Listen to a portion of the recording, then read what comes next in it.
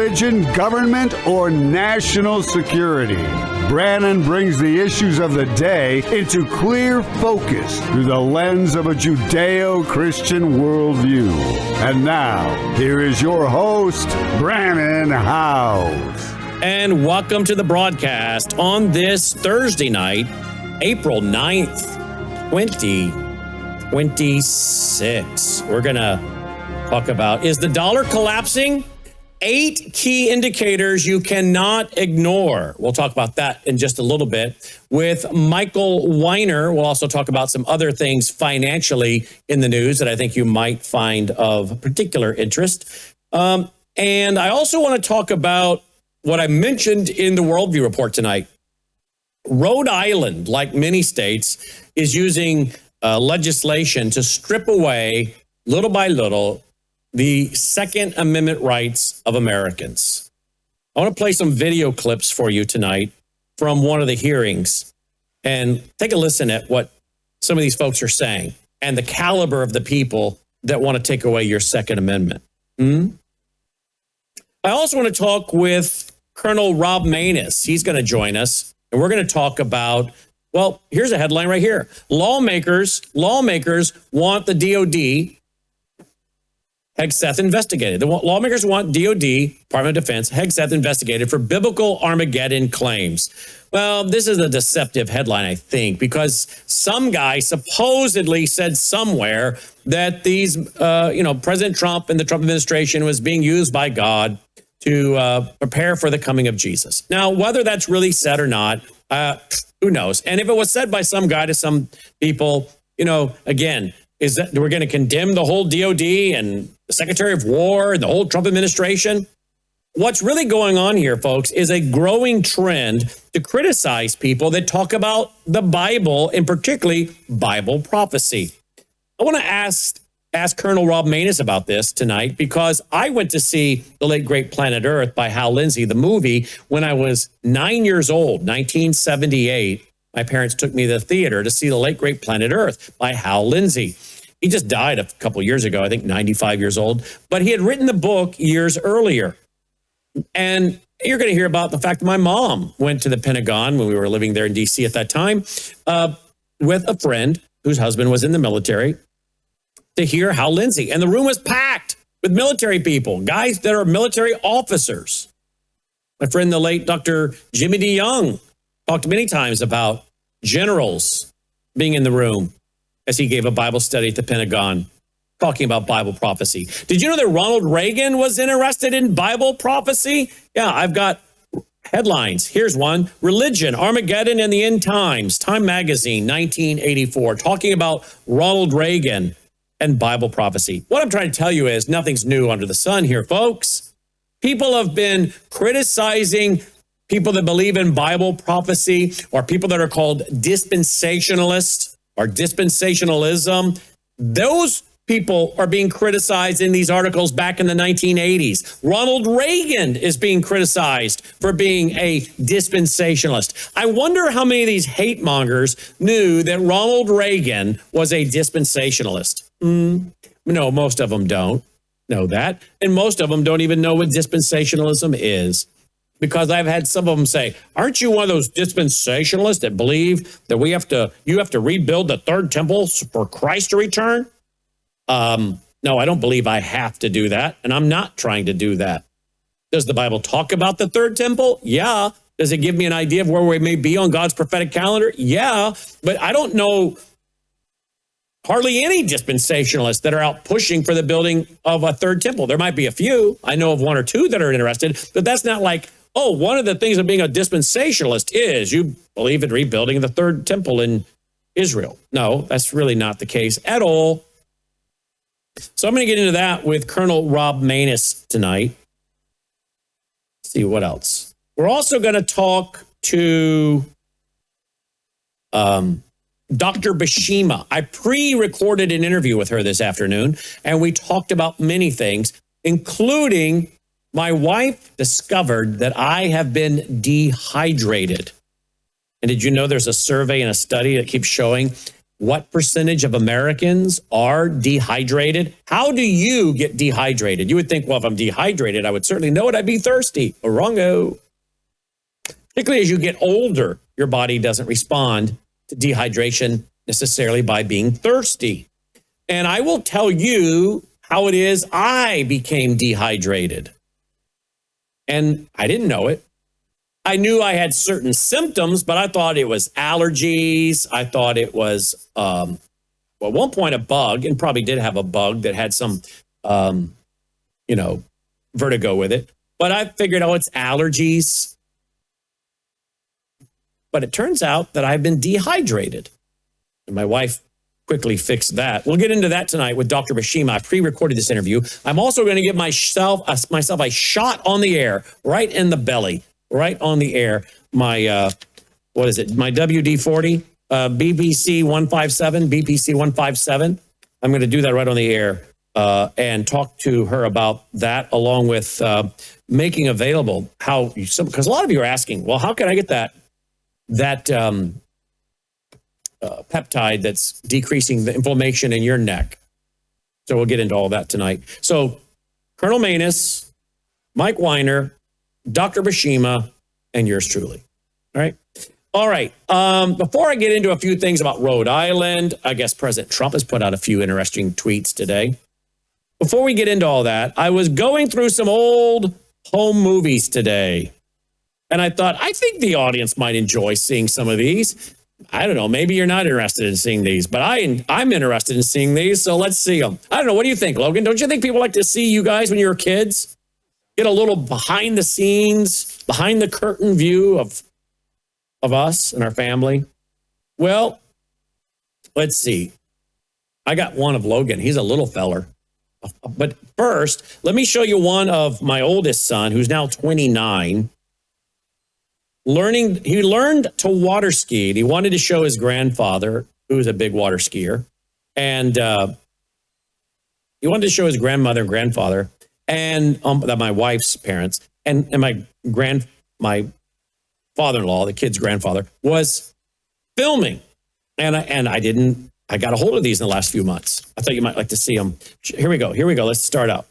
Here's Logan. Landon couldn't have been more than, I'm guessing, 7 or 8 years old here? I'm guessing. Let's see. I can figure the math. What year was he born, Logan? You don't even know, do you? He was 1996, I think, right? Yeah. Let's see here. Was it 97? Yeah, maybe it was 97. I thought it was 96. But anyway, he was about 8 years old here. I just did the math. He's about 8 years old here. Here we go. Then we'll get to one of Logan. I just found these today. Show us how he skis. That's my father-in-law's voice. By the way, you can come back to me for a minute. That is a Malibu ski boat that I bought in 2002. 2002. I bought it in 2002. One of my buddies, my old youth pastor, was a competition driver in the demo for Malibu. He would get the Malibu as a promotional boat. It was a promotional boat. And he would be the driver for these competitions, skiing and wakeboarding. And he would use it for one summer and put hardly any time on it at all. And then he would sell it.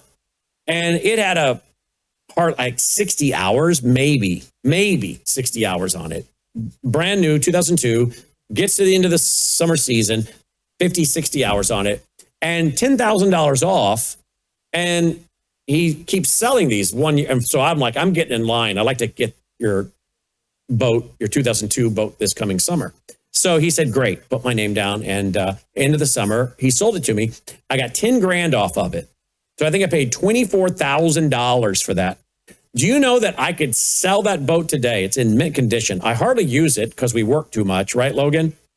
It's in mint condition, almost the exact same condition as I got it. What is that, 24 years ago, 2002 to today? 24 years ago, it's still in the almost exact same condition because we took good care of it. Mint condition. And I looked up not too long ago, you can sell it for what I paid for it because these boats, have you seen what these Malibu ski boats go for? like 100, 150, 200. I wouldn't be buying one. Are you kidding me?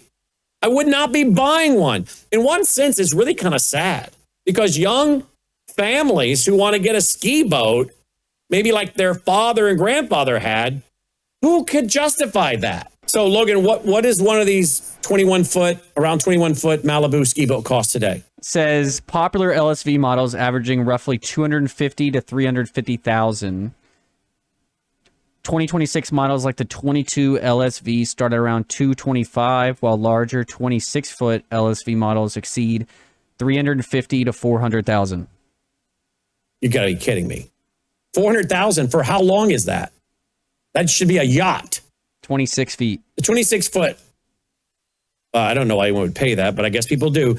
But you're telling me that just to get a 21 foot Malibu ski boat today would cost 190,000 on average? That's ridiculous. And again, I paid 20. Here's a 2023 used wake setter 209. 209 used? Yeah. Well, last I checked, the Malibu Sportster LX 21 foot, I could easily get the 23,000 I paid for it. I could sell it for that. You seeing anything on that? Yeah, look at what a Sportster LX 2002. And this one, by the way, was the first one that had this interior. This was the first one the company had ever made that had that interior. It was a test to see if people liked it. And of course, they loved it. But that's really sad to think that the average family today with small children can't go out and buy a boat and teach the kids to wakeboard, to kneeboard, to water ski, and tube, because this is what a boat costs these days. Now, obviously a lot of that's inflation, regulation, red tape, bureaucratic garbage. I mean, maybe some of these boats are just getting stupidly out of price. I don't know. But anyway, that in of itself is pretty interesting. But yet also anywhere from 16 all the way up to, there's one that I saw that was a 2002. I'm trying to find it again. It was 26,000. I paid 24. And mine's in mint condition, as you well know. I baby that thing. Well, sometimes it sits for 2 years without being used, so it's not too hard. Well, anyway, that's interesting economic inflation story right there. And again, why a lot of young families are very frustrated because they know what their father and grandfather was enjoying with their children, which was to be them, with their children and grandchildren. Now they're having a hard time repeating that. Right, Logan? It's pitiful. All right. But here is my oldest son. He can't be more than 8 years old. Watch this. And we'll show some of Landon. Or Logan, excuse me. Here we go. I'll tighten it up. Grandpa's filming you, Landon. Summer, get done. Tries to get out. Did he ski last summer? No. He did not ski last summer, so this is his first summer to ski. Pretty good, fella. He did not want to learn. You don't remember that, Logan. He did not learn. I had to force him to learn. You need to sit on your rear end, please. Here he goes. And then, of course, we taught him all to slalom. We taught him all to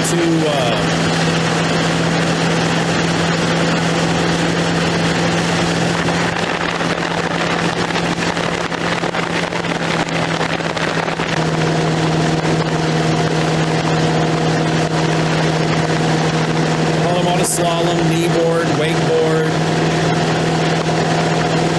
Melissa slaloms.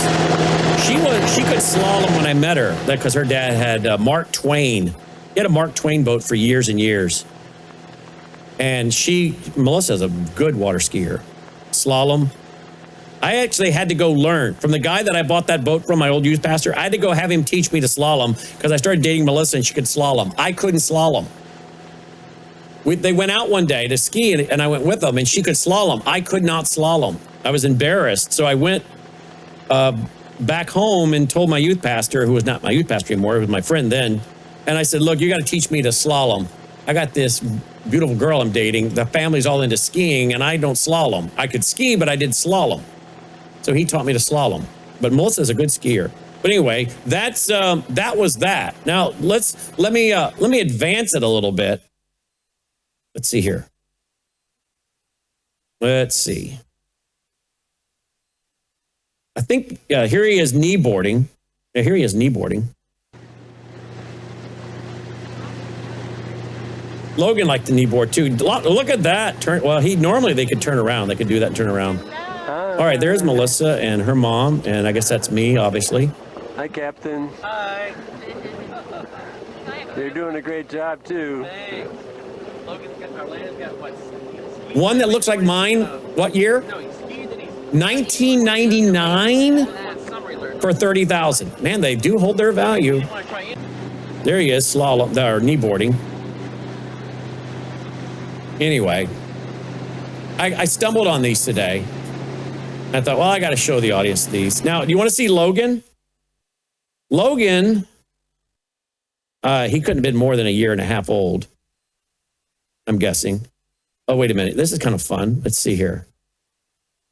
This is my yellow, speaking of yellow labs, hello, Dolly.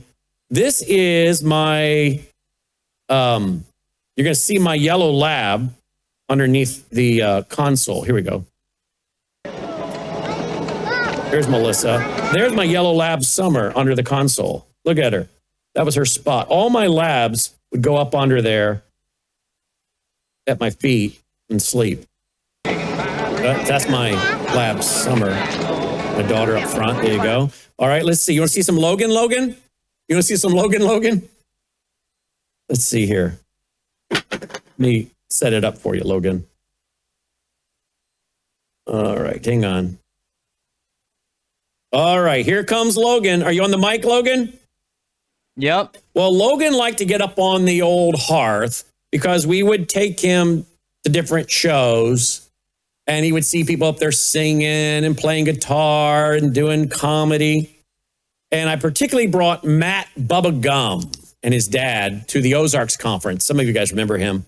Do we have some of that footage yet, Logan? We talked about playing some of it. I could probably grab it while you play this. Matt Bubba Gum and his dad, and they play the guitar and sing. And he was going to obviously some of these Branson events with me that we're holding Worldview Weekends in Branson. And so Logan loved Matt Bubba Gum and his dad up on stage singing. And of course, he was watching me do this as well. And so this kid decided he was going to take it up early. So he would hop up on the hearth and put on a concert. There's Logan, applauding for himself. Have you seen this, Logan? Yeah, a few months ago.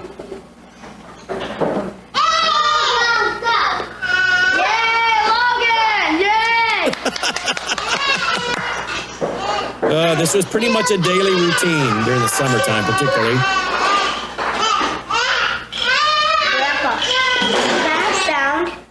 There you go. That's Logan. I have the microphone in that one. Do you have the microphone? Do I have it? No, you don't have the microphone, but he has one. He has one where he has a microphone, a little toy microphone, and he would sing with that microphone. Isn't that something? Wow. Crazy, crazy, crazy.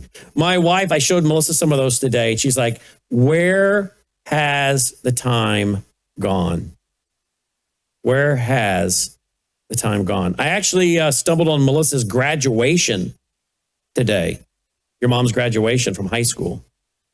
Like, where's the time gone? I'll tell you, if I had to do it over, Logan, I would get a video camera a lot earlier in life, get a video camera, and I would videotape a lot more because as you get older, you're like, oh, I wish I had more of this. But anyway, that was kind of fun, right, Logan? Yeah. You don't have any Matt Bubba Gum over there? I'm looking. All right, you keep looking. Let me go to this article of what's going on in, let me see if I can find the video footage here first, of what's going on in Rhode Island. I mentioned it tonight in my Worldview report, pushing legislation that's going to limit, well, let me just read this. And I'll Something play. going on in California you might want to pull up. All right. Rhode Island Democrats move to ban possession of commonly owned firearms. Great article from ammoland.com. I guess in 2025, June 26, 25, the governor signed a law a ban on manufacturing, purchase, sale, transfer of certain firearms. The firearms affected were semi-automatic shotguns with fixed magazine capacity exceeding 6 rounds, shotguns with revolving cylinders, and semi-automatic rifles with fixed magazine capacity exceeding 10 rounds. And I think that goes into effect at the end of the year, if I have this all correct. But in February of this year, Democrats in the Senate introduced a bill to add possession to the prohibition already passed in 2025. This changes the ban on obtaining the affected firearms into a ban on possessing them. And now this possessing, I think that's what goes into effect at the end of this year.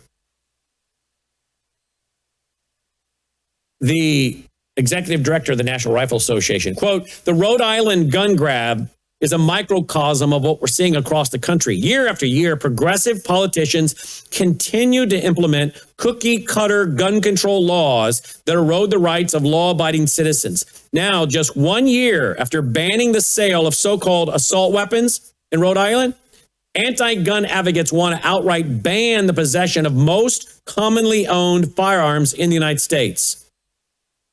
This extreme and unconstitutional proposal would not advance public safety in the state. Instead, it would simply disarm and endanger lawful citizens who want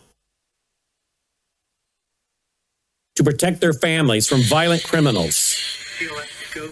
And I just brought up something. Related to NASA on my phone. Sorry about that. So this is what's going on there. Now, let me go to some testimony. I played a little bit of this in my worldview report tonight. But these liberals, let's play one or two of their comments, because I think they're rather instructive for us. Okay? Let's go to this piece of work right here. This evening, All right. I am before you to present H. 8073, the Unlawful Possession of Prohibited Firearms Act. This bill is straightforward. Last year, we as a body banned the sale, manufacture, and transfer of certain assault weapons as defined in that law. That was an important step, but it was only a partial one. We should be honest about that. Right now, our law draws an arbitrary line. We have said that these firearms cannot enter the marketplace going forward, but we continue to allow them to remain in circulation indefinitely. Okay, so you see what's going on here, Logan? First it was, we don't want to sell these. Ooh, you found the video footage. First it was, we don't want to sell these anymore. Wait a minute, I guess you're going to grandfather them in? Well, now they've come back around and said, now we just want to not have anyone possess them. So they've gone from, we don't want these sold going forward, so now we're going to add legislation that says we're confiscating those who've already bought and possessed them? I think that's what I'm hearing here. Listen. That undermines the very policy we put in place and makes enforcement more difficult. If these weapons are too dangerous to be sold in Rhode Island, then we really should have addressed possession at the same time. Mm-hmm. We didn't, and this bill corrects that. This bill is narrow and targeted. It does not expand definitions. It applies only to firearms already covered under Rhode Island law. And by the way, I don't think these are firearms that should have been done away with anyway. I mean, this sounds like what are very common guns. I wonder how many people in Rhode Island are going to comply. Let's see. I think we have, here's a lady. Now, tonight on my Worldview Report, I sadly reported on the lady, was that in Florida, where a Haitian killed that woman with a hammer? Was it Florida? Check for me, I can't remember. Killed by a Haitian who was Florida, who had a hammer. He didn't know the woman. The woman didn't know him.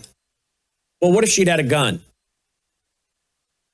In more and more of these states, but now they take your money with taxation, bring in all the illegals, they take your gun. Are they going to outlaw hammers?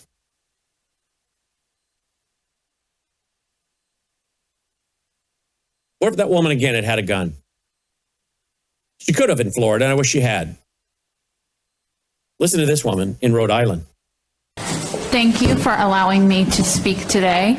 My name is Kara Tibbetts. I am 30 years old and a lifelong Rhode Islander. I strongly oppose all of the anti-gun bills being presented today. These bills won't stop criminals. They will only endanger law-abiding women like me who simply want to protect ourselves and our families. The hypocrisy here is a little bit shameful. Just last week, this same committee heard at least 10 pro-criminal bills to wipe records, slash waiting periods, and make it easier to expunge multiple felonies.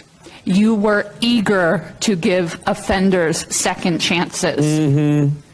Yet today, you attack honest citizens who obey the law. Rhode Islanders are tired of it. We do not want the government involved in every single aspect of our lives. We just want to be left alone to defend ourselves and live free. Society so often fails to protect women nowadays. Look at Irina Zarutska. People sat there and watched her die as she was stabbed to death on a train. No one stepped in to help her. A few days ago, the store I work at got broken into and robbed. The criminals are still on the loose as we speak, and that fear now stays within me every shift that I work. Please stop treating law-abiding women like me as the enemy. Enforce the laws against criminals instead of disarming us. Let us protect ourselves and kill these anti-gun bills. Yeah, indeed. Logan, can you look it up? There was a couple that was I just saw the video. A couple that illegals broke into their house. It's on their home cameras. Broke into their house and tied them up and robbed them. Where did that just occur? That was just in the news the last 24 hours. I saw the video.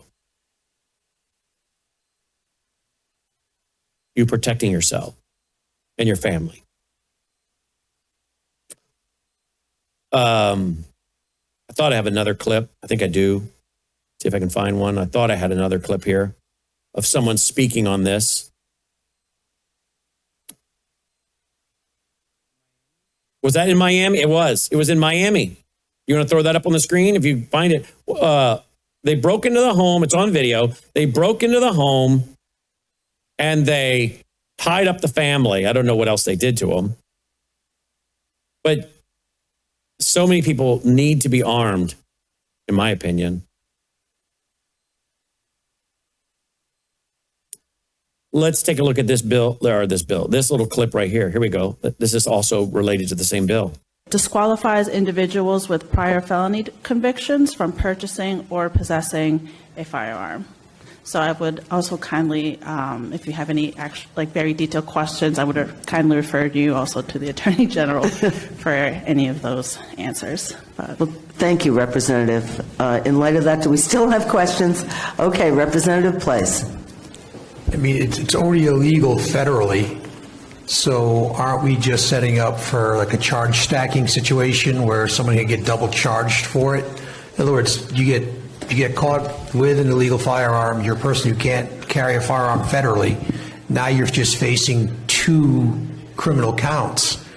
And really, again, you're just setting someone up for some serious failure, regardless if they violate the law. You're looking at, at least a philosophical double jeopardy situation. I mean, where's the need, I guess, is the question.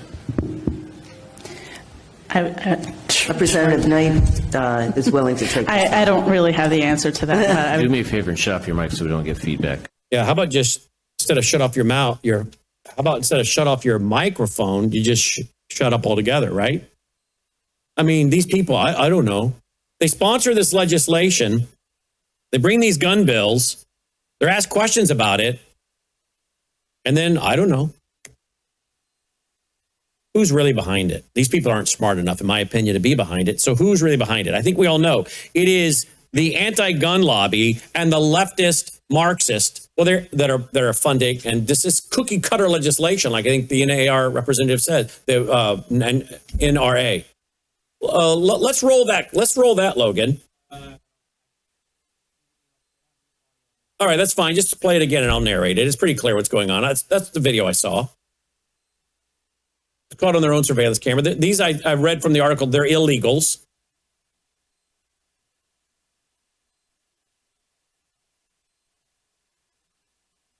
And I read in the article, Logan, oh yeah. I read in the article, they tied them all up, tied up the family. I hope they're okay.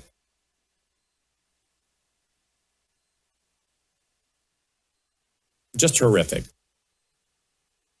These people want to pass legislation that protects the criminals, but then stops you from being able to defend yourself.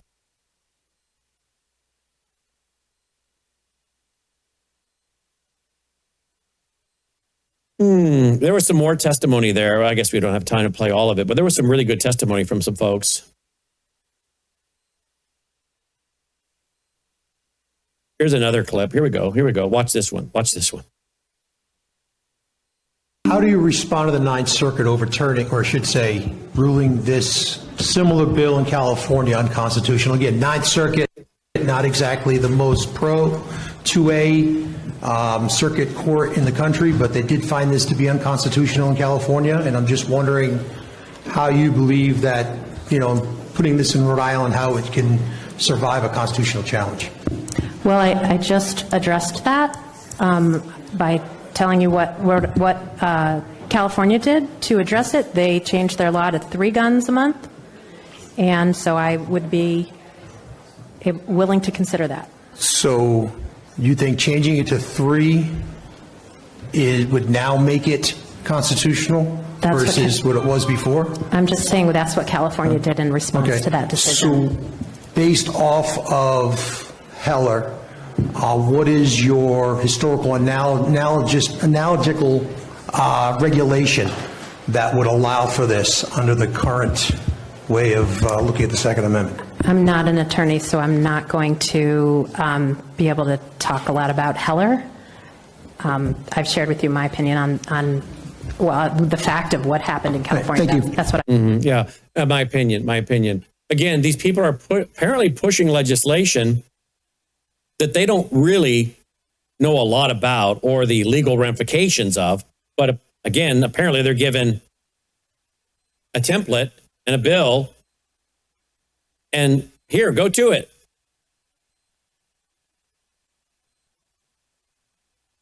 Let's see what this woman has to say again. Here we go. Takings clause is a real issue. It's interesting that you mentioned Mugler versus Kansas, because that actually, in the end, said that the state was suppressing a public harm, not appropriating private value. And that's exactly what this bill does. It gives individuals an opportunity to sell and dispossess themselves of the weapon in advance of the effective date. So there is no issue, according to Mugler, for the takings clause. Okay, so what they're saying here is we are not taking your property. We didn't take your property because we gave you the chance to depossess yourself of it. In other words, it's not confiscation. It's not confiscation because you had the opportunity to turn your weapon in. Again, do not be shocked at what progressive, liberals, Marxist, whatever you want to call them, will do to redefine words to accomplish their objective, regardless of what it is. Now, I'm bringing up Rhode Island because this is going on all over the country, okay? It's going on all over the country. You got another clip? Where is it? You want to play it? Sure. The Rhode Island two-step is in full effect. We had certain reassurances last year that bad things would not happen, and they have. Now, as other people have illustrated, we have until the 31st of December to divest ourselves of the property, ... When does the other shoe fall? Some people will sell them at a great loss. Some people will get rid of them. And I'm here to tell you that the majority of the people will not. So as after the 31st, just like our friends in Canada are facing right now, what are you going to do? In Canada, they threw it in the lap of the Royal Canadian Mounted Police and said they will begin the collection. 2 days ago, they went on record as saying no. It is against everything that the Canadian people and their constitutions are all about. So my big question is, what will you do when law-abiding citizens that own their property, that intend to retain it, because under the takings clause, you're not providing anything in the way of relief, what are you going to do? Are you coming for them? It can't be a secondary concern because it's a felony. Thank you, sir, for your testimony. Well, be aware. Be aware, folks. All right, let's switch gears to Tucker Carlson real quick. Someone put this out. Thankfully, they did. Listen to Tucker Carlson in 2006 versus 2026. He needed to say, look, I'm a bigot, okay? I'm a bigot. I don't like Islamic extremists. Like, if you are really heavily into Islam, I'm sorry, I don't care for you that much. And I don't care what that sounds like. You can call me a racist. You can call me whatever you want. I'd vote for you if you said that. Mockery of Islam. And no president should mock Islam. That's not your job. He needed to say, look, I'm a bigot, okay? I'm a bigot. I don't like Islamic extremists. Like, if you are really heavily into Islam, I'm sorry, I don't care for you that much. All right. So in 20 years, he's gone from saying, yeah, I don't care if you call me a bigot, I don't like Islam, this is what it stands for, to now no president should mock Islam. Now, President Trump had something to say about Tucker Carlson today. Did he not, guys? I think he did. I think I have it. Well, I thought I had it here. It's in bookmarks. All right, let me go under bookmarks.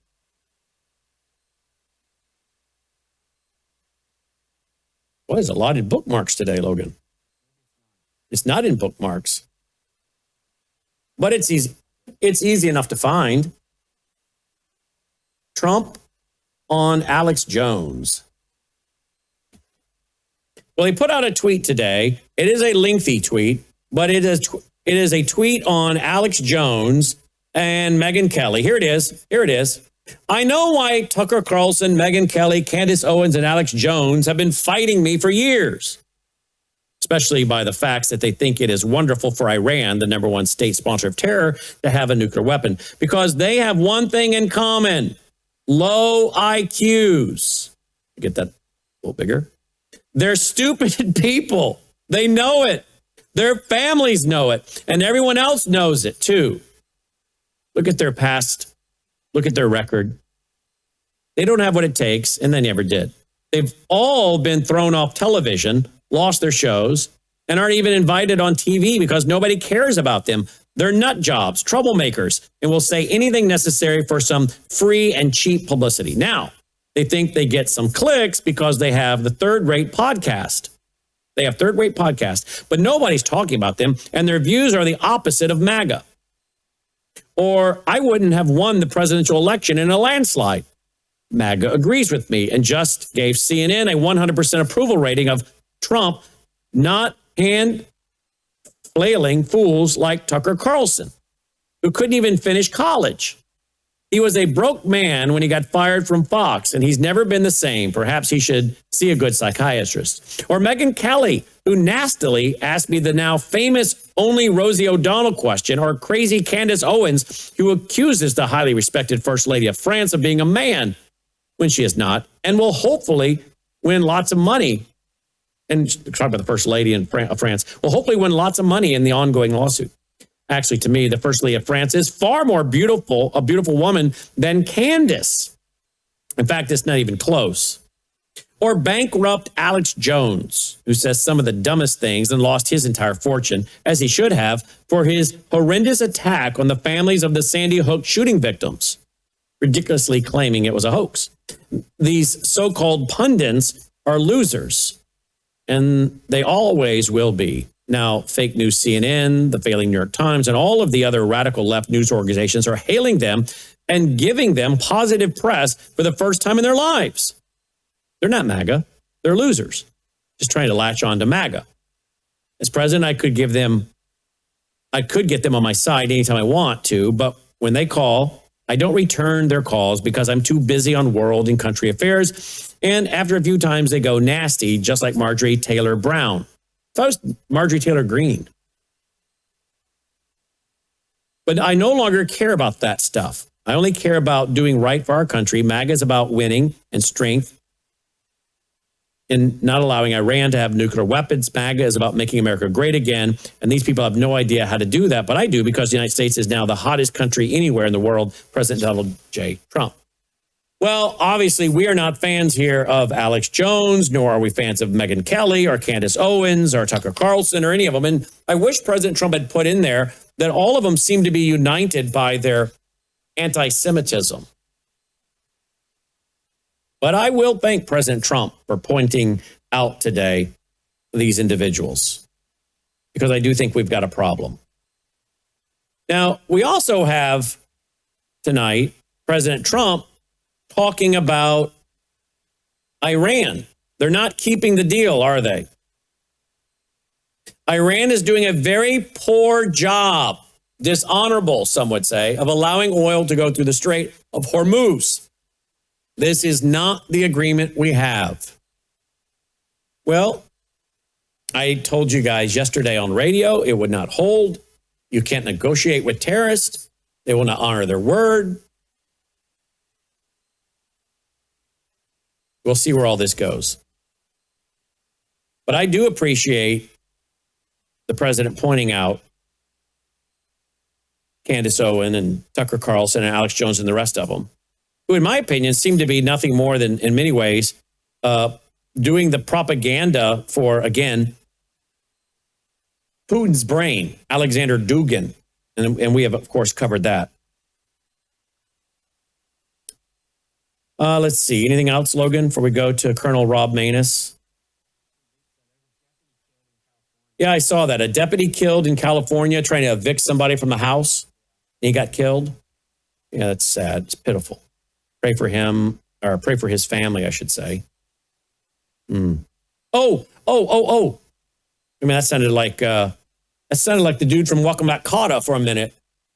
What was his name?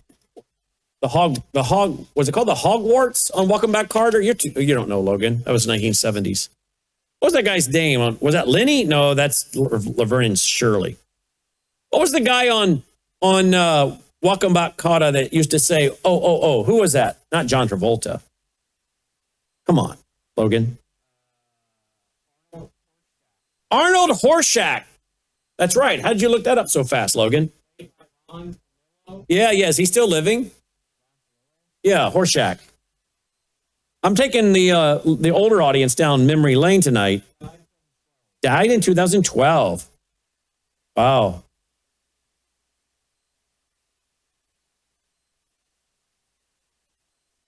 Yeah, taking the family down memory lane tonight. Some of you that are old enough to remember all that, right? Well, that's what that sounded like there for a minute. I do want to play for you guys, though, something I did play on radio today, and I'm not going to go into it here because I don't want to repeat my radio show. But you should stay tuned after Brannon House Live tonight. We'll replay my radio and TV show from 1 o'clock because I brought out my Bible to refute this guy. Look at that guy. Wow. I will have to say, he's got quite the head of hair. He maybe needs a brush or a comb. But listen to this dude. This is the caliber of Tucker Carlson. President Trump is right. Tucker is definitely low IQ. And I'm still waiting on Tucker Nancy Carlson to come on the show live. But he's not contacting us. He knows how to get a hold of us. We have mutual friends.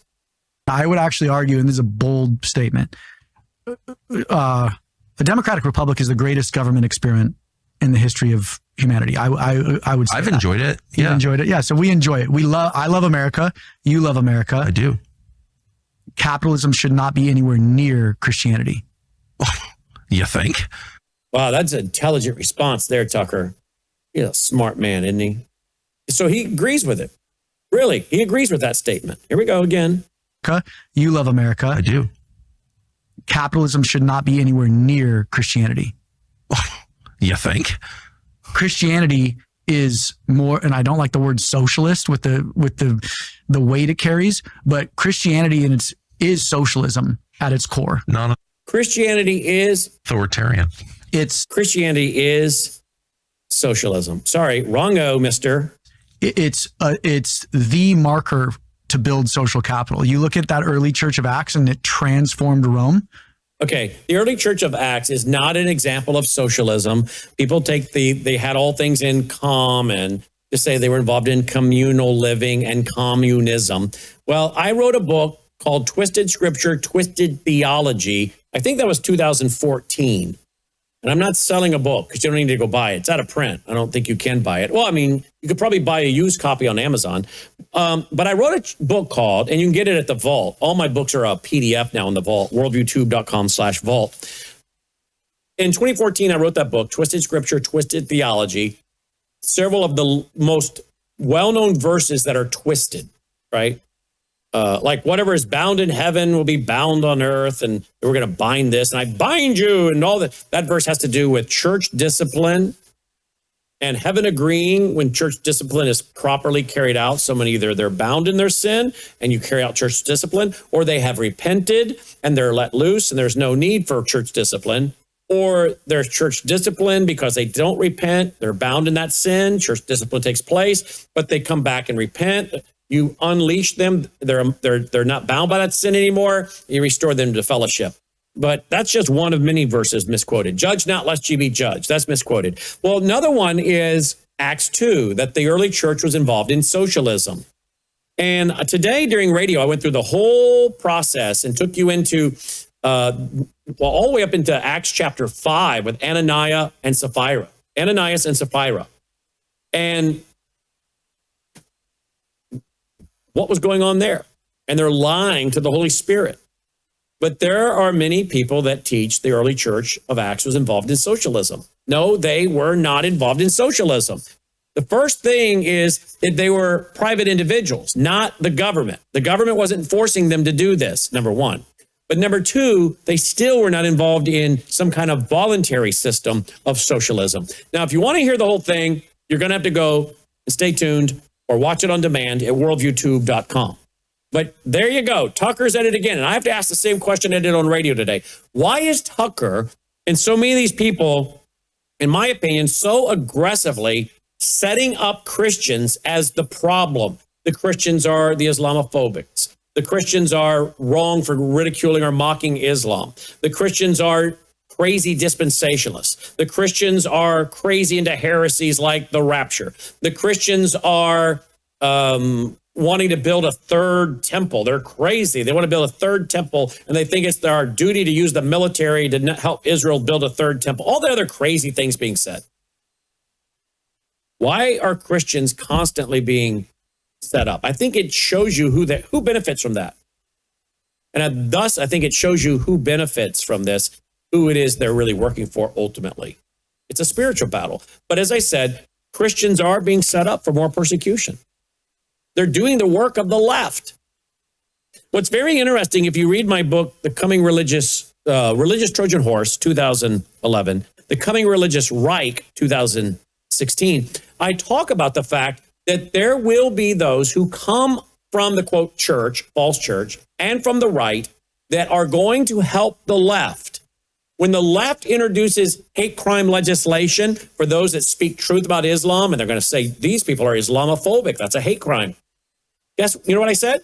There are going to be people on the right who back up the left and agree and will say, yep, those guys are the extremists. They are. They're extremists. They're involved in hate speech. They need to be prosecuted. You go read my books from 2011 and that one from 2016, and you will see me specifically predicting that the people on the right, both inside the, quote, church, the false church, and in the conservative world, so-called, will be giving cover to the government and the leftists when they persecute and prosecute conservatives and Christians. And you're seeing it, I believe, laid out now. The narrative is now being laid out. Marginalize, characterize, legalize the terrorizing of the conservatives, the Christians. Marginalize, characterize, terrorize, and legalize their terrorizing. Legalize their persecution. Legalize their prosecution for free speech, for their practicing of their religious biblical worldview. Oh, Even so, Lord Jesus, quickly come and night shall be no more. It's really adding up fast, isn't it? I haven't plugged anything even tonight yet, really, have I? Other than the Vault, which, by the way, you can get all my radio shows, TV shows, ebooks, audiobooks, everything for 36 years. My first documentaries back in the early 90s, all of it is there at worldviewtube.com/vault, worldviewtube.com/vault. By the way, my commentary on the book of Revelation will be out, Lord willing, this fall. My editor, Jill, is working on it. And guess how many pages my commentary is going to be, Logan, on Revelation? 1,700 pages. 1,700 pages. My verse-by-verse commentary in the book of Revelation that took us a year and a half to go through together on Sunday nights. So that should be out as a commentary this fall, 1,700 pages. We're now looking to do it probably as volume 1 and volume 2, because otherwise it's going to be too big and it's going to be a real problem to have it bound. It's not the printing that's the problem, it's the binding. And I have a particular printer I like to use. So it'd probably be a 2-volume set. We'll let you know about that. And then as I finish teaching through the book of Daniel, eventually I'll have a Bible commentary on the book of Daniel. But again, all of this stuff is available at worldviewtube.com/vault, worldviewtube.com/vault. All right. I haven't, other than that, that's all I've plugged. You have that? You have any comedy from Rick, not Rick and Mick, but from Matt Gum and his dad? All right, before I do that, then we're going to go to Colonel. worldviewtube.com/sponsors. You know how to support us. worldviewtube.com/sponsors. I already promoted the Vault. You can become your own urgent care. Swish for Life. That's the Numi. That has the glutathione in it to detox your cells. I do that every day.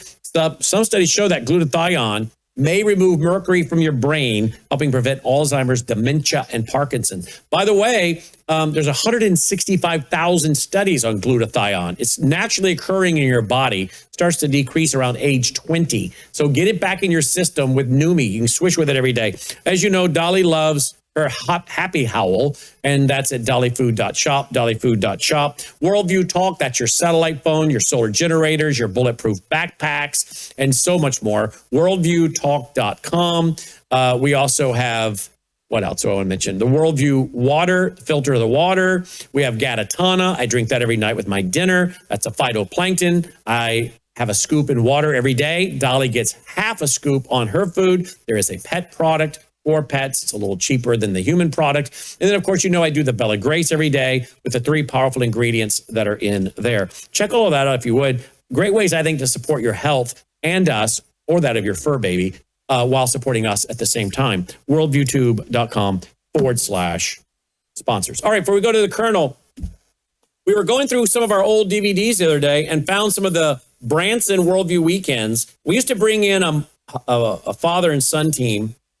Matt, Bubba Gum, and his dad, and they would do impersonations, and people loved them. They were hilarious. They did one of George. Now, some of the younger crowd may not really know this because, Logan, you met George W., but you were like a year old or something.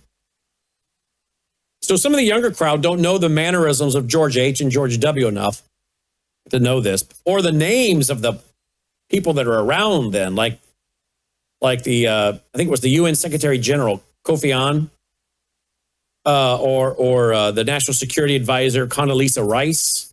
So they're using names you would have had to have been around. So some of you in the audience will catch on because you're old enough to remember all this. But you have a clip of it? All right, here we go. Roll this, then we'll go to the clip. Obviously, the dad's George H. and there's George W. at the side.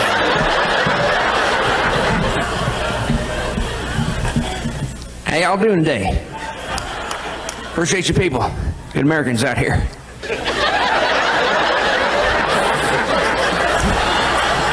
My fellow Americans, hey, we got Saddam. Yeah. First we got his sons, now we Baghdad.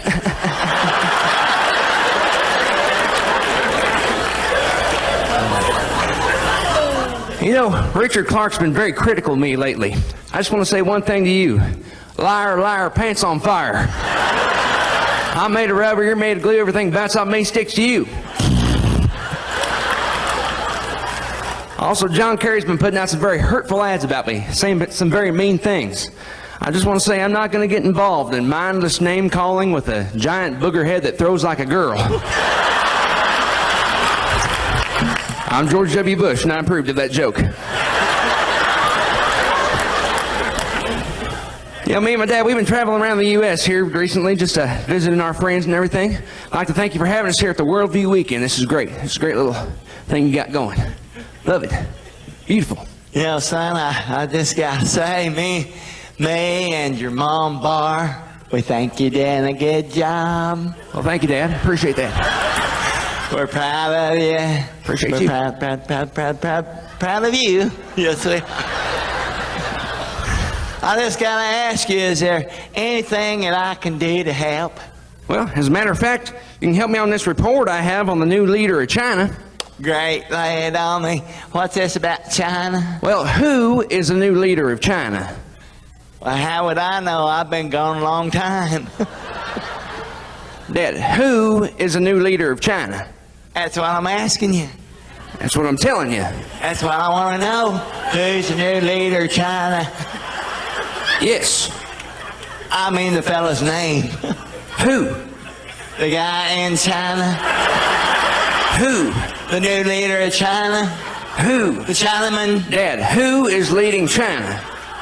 Well, now, what are you asking me for? I'm telling you, Dad, who is the new leader of China? Well, I'm asking you, who is leading China? That's the man's name. That's his name? Yes. George, read my lips. Will you or will you not tell me the name of the new leader of China? Yes, sir. Yes, sir. Yes, sir. That's leading China. I thought he was in the Middle East. That's correct. Then who's in China? Yes, sir. Yes, sir's in China? No, sir. Then who is? Yes, sir. Yes, sir? No, sir. Look, GW, I need to know the name of the new leader of China. I know how we can find out. Get the Secretary General of the UN on the phone. Coffee? No, thanks. You want coffee? No. You don't want coffee? No, but now that you mention it, I could use a glass of milk. Then get me the UN on the phone. Yes, sir. Not yes, sir. The guy at the UN. Coffee. Milk. Will you please make the call? And call who? Oh, who is the guy at the UN? No, who is the guy in China? Will you stay out of China? Yes, sir. And stay out of the Middle East, too. Just get me the guy at the UN on the phone. Coffee. All right, with cream and 2 sugars. Then get me the UN. Oh, Mr. President, get me rice. Rice? Now you're talking. I could use some lunch. Hey, see if you can get some of those tiny egg rolls with that rice, okay? Let's all go Oriental. While you're at it, get President Putin on the line.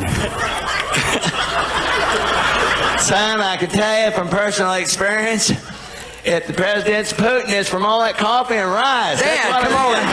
Thank y'all. God bless America. Thank you. Appreciate you people. Oh, gosh. Logan, you would have to be alive at that point and an adult to understand all that. Those are all names of political leaders, right? Kofi Ann, UN, Condoleezza Rice. Did you catch any of that, though? You picked up on it. All right, good. All right. The older crowd loved it, I'm sure. All right. We don't do that kind of thing very often, but we've been going through our archives, and we got a lot of them. We still haven't finished going through, trying to pull out all these things off DVDs and external hard drives, dumping them into the vault. And I said, you know what? It's good to laugh sometimes and play that. That's Matt Bubba Gum and his dad. And they were at a lot of our Worldview weekends, and they sing, they play guitars, and Logan had seen them enough. That's why earlier in the broadcast tonight, you saw Logan standing up on a hearth singing. He is watching Matt and Bubba Gump sing. His dad, Matt Bubba Gump and his dad sing, and he would do the same thing and expect the crowd to cheer. So there you go. But anyway, we got some more comedy. We got a lot, actually, because we bring these guys in year after year. So maybe we'll roll out a few more, maybe another one tomorrow night, Logan. What do you think? All right, let's get ready.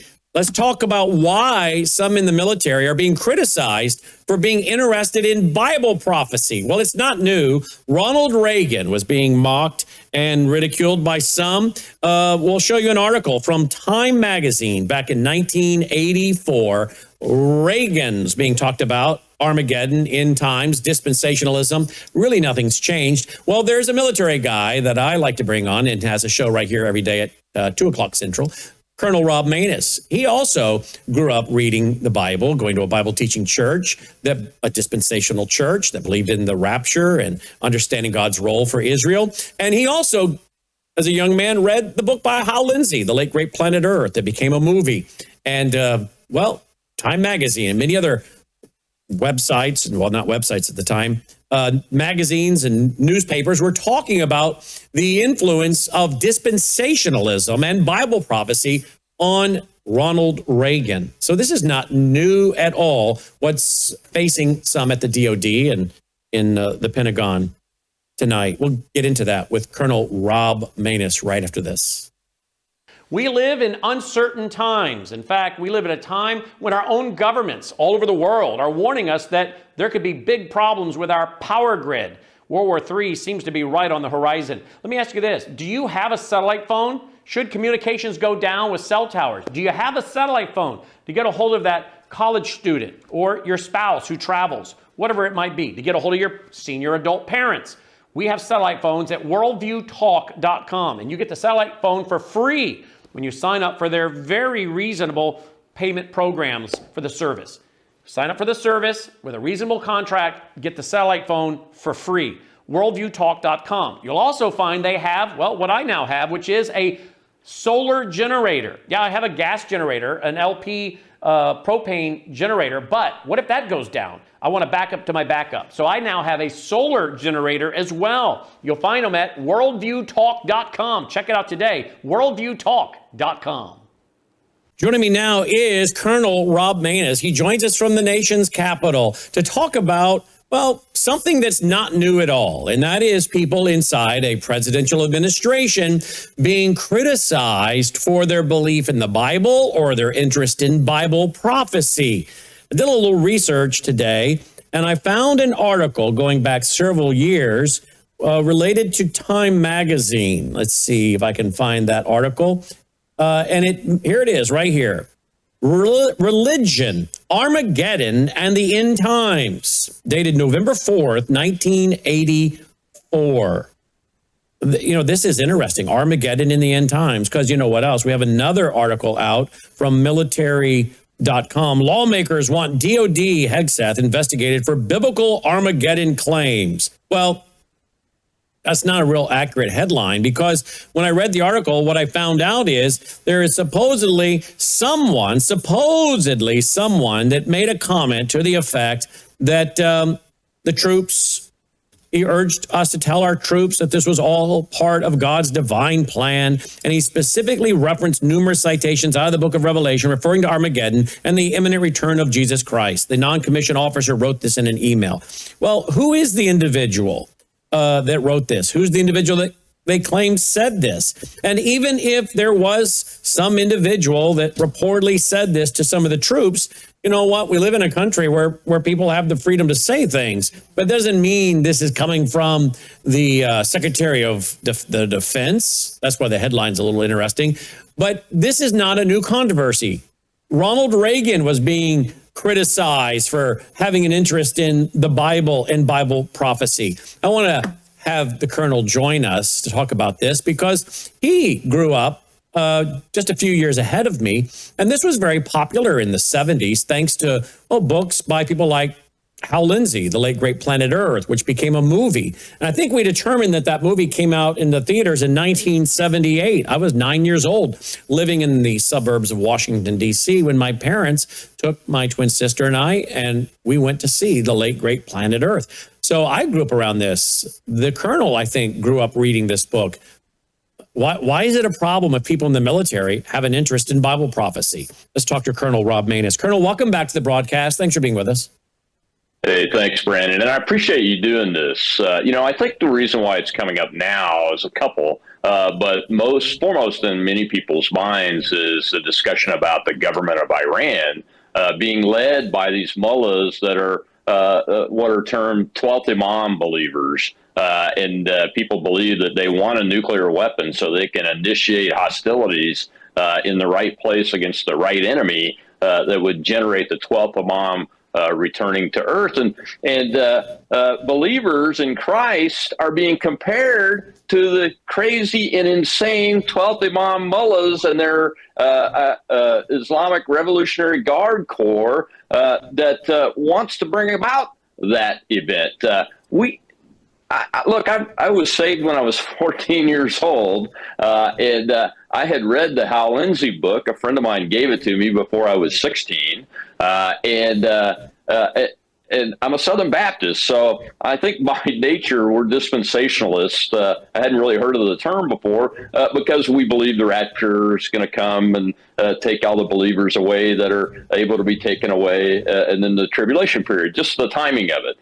Is what we're taught doctrinally, is what the book of Revelation says. But look, I spent 30 plus years in the military, Brannon, and many of those were in the field of nuclear weapons and nuclear warfare. So I've had the chance to not only work with, but sit and listen to senior civilian leaders on the political side, especially talk about these kinds of things, including presidents of the United States that were Christians, much in the same vein as you and I are.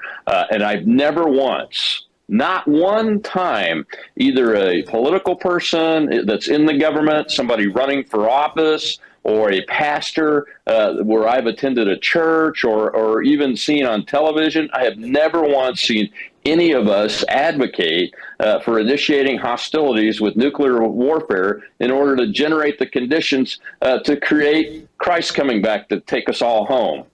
That's crazy, I mean, I'm a simple Christian.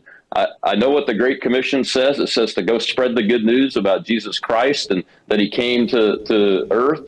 God gave us his only son, and he was sacrificed to pay for our sins, and he died, and he defeated hell, and he was raised in 3 days, and he's alive today. And it's historically accurate. There were over 500 eyewitnesses to that. And that's the story that I, as a Christian, focus on when I'm talking to people, especially when I'm talking to somebody that isn't a believer, and I want to get the point across of what Christianity is all about. And I've never even had a conversation that I remember about this issue, but it's coming up a lot today. And even some folks on our side, as we've discussed before, are now trying to use this issue to attack and split and divide the supporters of President Trump. Yeah, indeed. And it's not new at all for people in the military to have an interest in Bible prophecy. My friend, the late Dr. Jimmy DeYoung, we have him on audio talking about teaching a Bible study in the Pentagon and talking to generals. I'm sure he was probably teaching out of the book of either Daniel, Ezekiel, or Revelation, or maybe all. I don't know what his presentation was that day, but he was talking about Bible prophecy. And he talked a few times about this when I would interview him every Friday for years on end. He brought it up a few times, and that what a privilege it was to go to the Pentagon and to share with some of these people, some of them who were military officers, up to the rank of generals, discussing the Word of God and the future. No one ever hinted that this was inappropriate or that by having an interest in studying the Bible, that they were somehow trying to force biblical events to come to pass. They just had an interest to find out, am I living in a time, personally, but also professionally, where I may find myself having to make decisions that actually have been prophesied to come to pass. What time am I living in? You know, Reagan wanted to know this. It is well documented that Ronald Reagan had a specific interest in Bible prophecy, particularly in relation to the Jewish state, it being founded in 1948, and how the Bible prophecy and things would play out. He was interested in this while he was president. One of the guys that has sat at this desk and taught, we have on video, is a man by the name of David Hawking. He was a well-known pastor out of California. He's still a well-known Bible prophecy gentleman. He's up there in age and not in good health. But he told me personally when he was here how one day he received a phone call at his ministry, and the man said he was Ronald Reagan. This was before he was president. And he said, I thought it was a prank call. I didn't believe him, but it turned out it was. It was Ronald Reagan calling to order up some ministry cassette tapes and literature on Bible prophecy. It is well known that he used to, even as president, have private conversations with people about the times and trying to figure out, was he president at a time when some of these things that were foretold may begin to happen? Or was he the president and the stage was being set for these things to come to pass, either while he was president or after? None of that impacted his public policy. There's no evidence of such. No, and quite frankly, as a former military professional, Brannon, war planning is a big function, especially after you become more senior and you get on the staffs, like on the Joint Chiefs of Staff, like I served on, or these major combatant command staffs like U.S. Central Command, and historical context of previous conflicts and how they were planned, how they were executed, what the good and bad lessons learned from them are critically important.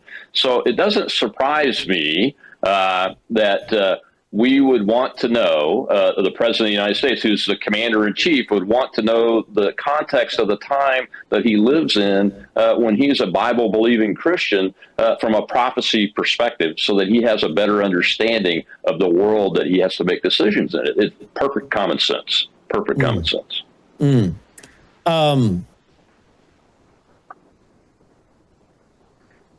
I also remember a time when Bible prophecy teacher, author, Hal Lindsey, he went to the Pentagon. My mother was there. Again, we were living in the Washington, D.C. area. My mother's told me the story several times. Her and a friend of hers, whose husband was in the military, went to the Pentagon, and they went into a chapel, and maybe it's the same theater-style room that's used today for such presentations. I don't know. But she went into a specific room that was set aside for people to attend to hear the presentation by Hal Lindsey. Now, this is, again, his book had come out, The Late Great Planet Earth. I don't know if his movie had come out yet or not, but he was becoming very popular because of that book. And then it became a movie. I think it came out in the theaters in 1978. My mother tells me I was packed.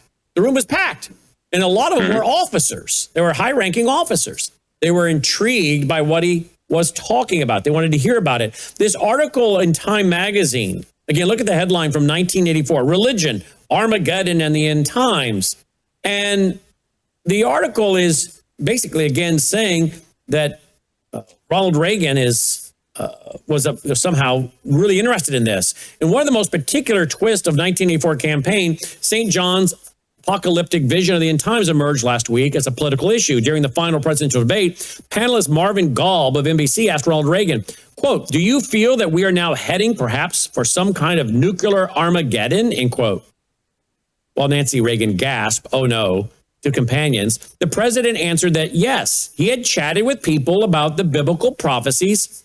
This is a direct quote, the biblical prophecies of what would portend the coming of Armageddon and so forth, and the fact that the number of these theologians for the last decade or more have believed that this was true, that the prophecies are coming together that portend that, end quote. But he added soothingly, quote, no one knows whether those prophecies mean that Armageddon is 1,000 years away or a day after tomorrow. So I have never seriously warned and said we must plan accordingly to Armageddon, end quote. So this is not new. In fact, the article goes on to mention Hal Lindsey. Let's see if I can find that. Control Lindsey, L-I-N-D. There it is. All right. The most literal of the literalists are known as dispensationalists. Oh, look at that. Back in 84, they were going after dispensationalists as well. Nothing's new under the sun, is it, folks? They have devised elaborate systems of dividing history into divinely ordained eras. Just like the way they say it, like that's somehow crazy. Reagan is among the millions influenced by this subculture. In other words, Ronald Reagan, President Reagan, indeed was influenced by dispensationalists. If he's listening to Hal Lindsey, if he's ordering up material from David Hawking, as David said, these guys are all dispensationalists, all right? They're dividing history to say, God works this way and this time with this people, okay? Then God's silent for 400 years. And then we see him pick up the New Testament and begin to work through the apostles and the foundational doctrine of the church being laid down. God's character and nature doesn't change, but the way he works and with whom he works can change, and it does. We're now in the church age. After the removal of the church, there'll be no longer a church age. We're out of the church age, and God will turn his program toward the Jewish people. Still the same God, same character, same nature. It hasn't changed, but his program changes. Who he works with, how he works, right? He worked among the Old Testament prophets, and they spoke for him. Then in the New Testament, we see the apostles, who are his disciples, laying down the foundational doctrine of the church as the Holy Spirit who had come fills them and begins to move upon them to write the books of the New Testament. And that becomes the foundational doctrine of the church. And then those guys pass away, and we see nowhere in the Bible for the continuing of apostles or prophets. We have elders, we have deacons, we have evangelists. But God has now chosen to work in a different way. He's not working through those prophets and apostles. He's now working through the church, believers, right? So I don't understand why people have such a fit when we categorize things and say, well, God's working this way in the Old Testament with this group. Now we're in the New Testament. He's working with these apostles who are laying down the foundational doctrine of the church. They finish that job. They die off. Now we don't need apostles and prophets because God is carrying out his program now through believers who make up the church, ecclesia, called out ones. When that church is removed, the program will turn and he'll begin to work with the Jews. And there'll be a specific group that become great evangelists of all 12 tribes, the Bible says in the book of Revelation, that preach the gospel. If you study the Bible and you notice this, you would clearly, particularly if you're doing an outline, you would start laying things out and dividing things into categories to show. That's the same way you do an outline for a book. But somehow this is considered quacky. That's only an attack, I think, on people that take the Bible seriously. That's all this is. Would you agree? Well, absolutely. And we are in the church age. So if believers get divided, the evil one is going to work his evil ways. And what I think he's going to do, it's my opinion, that right now, because of we're in the age we're in, he is working through believers to try to turn them against each other. And I think we see it every day, especially it's not necessarily Catholics and Protestants, but because there are Protestants that attack other Protestants and Catholics that attack other Catholics, but it tends to turn out that way. So if the church body is divided against itself, that's fallen right into the hands of the evil one, because the more that happens, the less believers there are that end up being taken up to heaven by the Lord when he comes back. And in the devil's view, that's a victory. Yeah, it is. Every soul that he gets. What I hear you saying is if believers become distracted with all this infighting and begin to undermine people that are teaching the Bible like we're doing and trying to help people understand and not panic and not be afraid, but understand that actually Bible prophecy gives us hope because it shows the supernatural nature of God's word. It also should cause us to have a greater fervor for evangelism. We don't want anyone going through the tribulation, much less going through eternal judgment. So we must be busy about the Great Commission evangelism. And when people inside the quote church discredit us or attack us and undermine us, well, that can turn people away from hearing the good news and the good message of the gospel, which then people don't become believers, like you're saying. And what's interesting is that this is also spoken of in the New Testament, to beware of the men who have risen from within to draw away the disciples after themselves. And that's what we see. They want to draw the disciples away, the followers of Christ away, to follow these false teachers who have risen from within, so that, as you just said, the real disciples now are carried away and taken off mission versus staying on mission. That's right. So that's right in the Bible, what you're saying.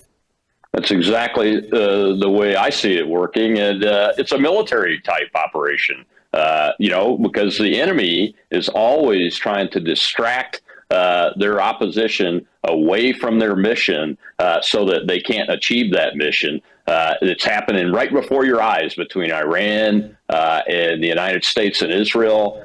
Almost every single day you see deception after deception after deception, and that is all intended to split and divide the forces and work on their resolve and eliminate their will to believe that they can become victorious. And it works the same way in this process. Matter of fact, our military process is probably modeled after it. Very interesting, because, the Apostle Paul uses a lot of military language. Stand fast. Yeah, he was a military guy, right? Stand fast, right? Stand fast. Mm-hmm. These are take guard. He takes military terms for standing your ground, because it's a spiritual attack. It's a spiritual attack, but it's a militant warfare attack. And of course, this is discussed in the scripture. So I agree with what you're saying. That article in Time magazine went on to say, the most literal of the literalists are known as dispensationalists. Let me just stop right there. We only take the text literal where it's meant to be taken literal. We don't say, God will shelter you under his wings and say, oh yeah, God's a bird. Okay, that's clearly a metaphor. Okay, we only take the text literal where it is clearly meant to be literal. But the most literal of the literalists are known as dispensationalists. They have devised elaborate systems of dividing history into divinely ordained eras. Again, what does ordained mean? It means God is just simply working out. So again, what is wrong with explaining how God works, right? Romans 8 tells us that. We know that all things work together for good to those who love God and are called according to his purpose, that he's working all things out for good. Okay, he's ordaining things. And that's why we're called to trust on the Lord with all your heart, lean down in your own understanding, and all your ways acknowledge him, and he will what?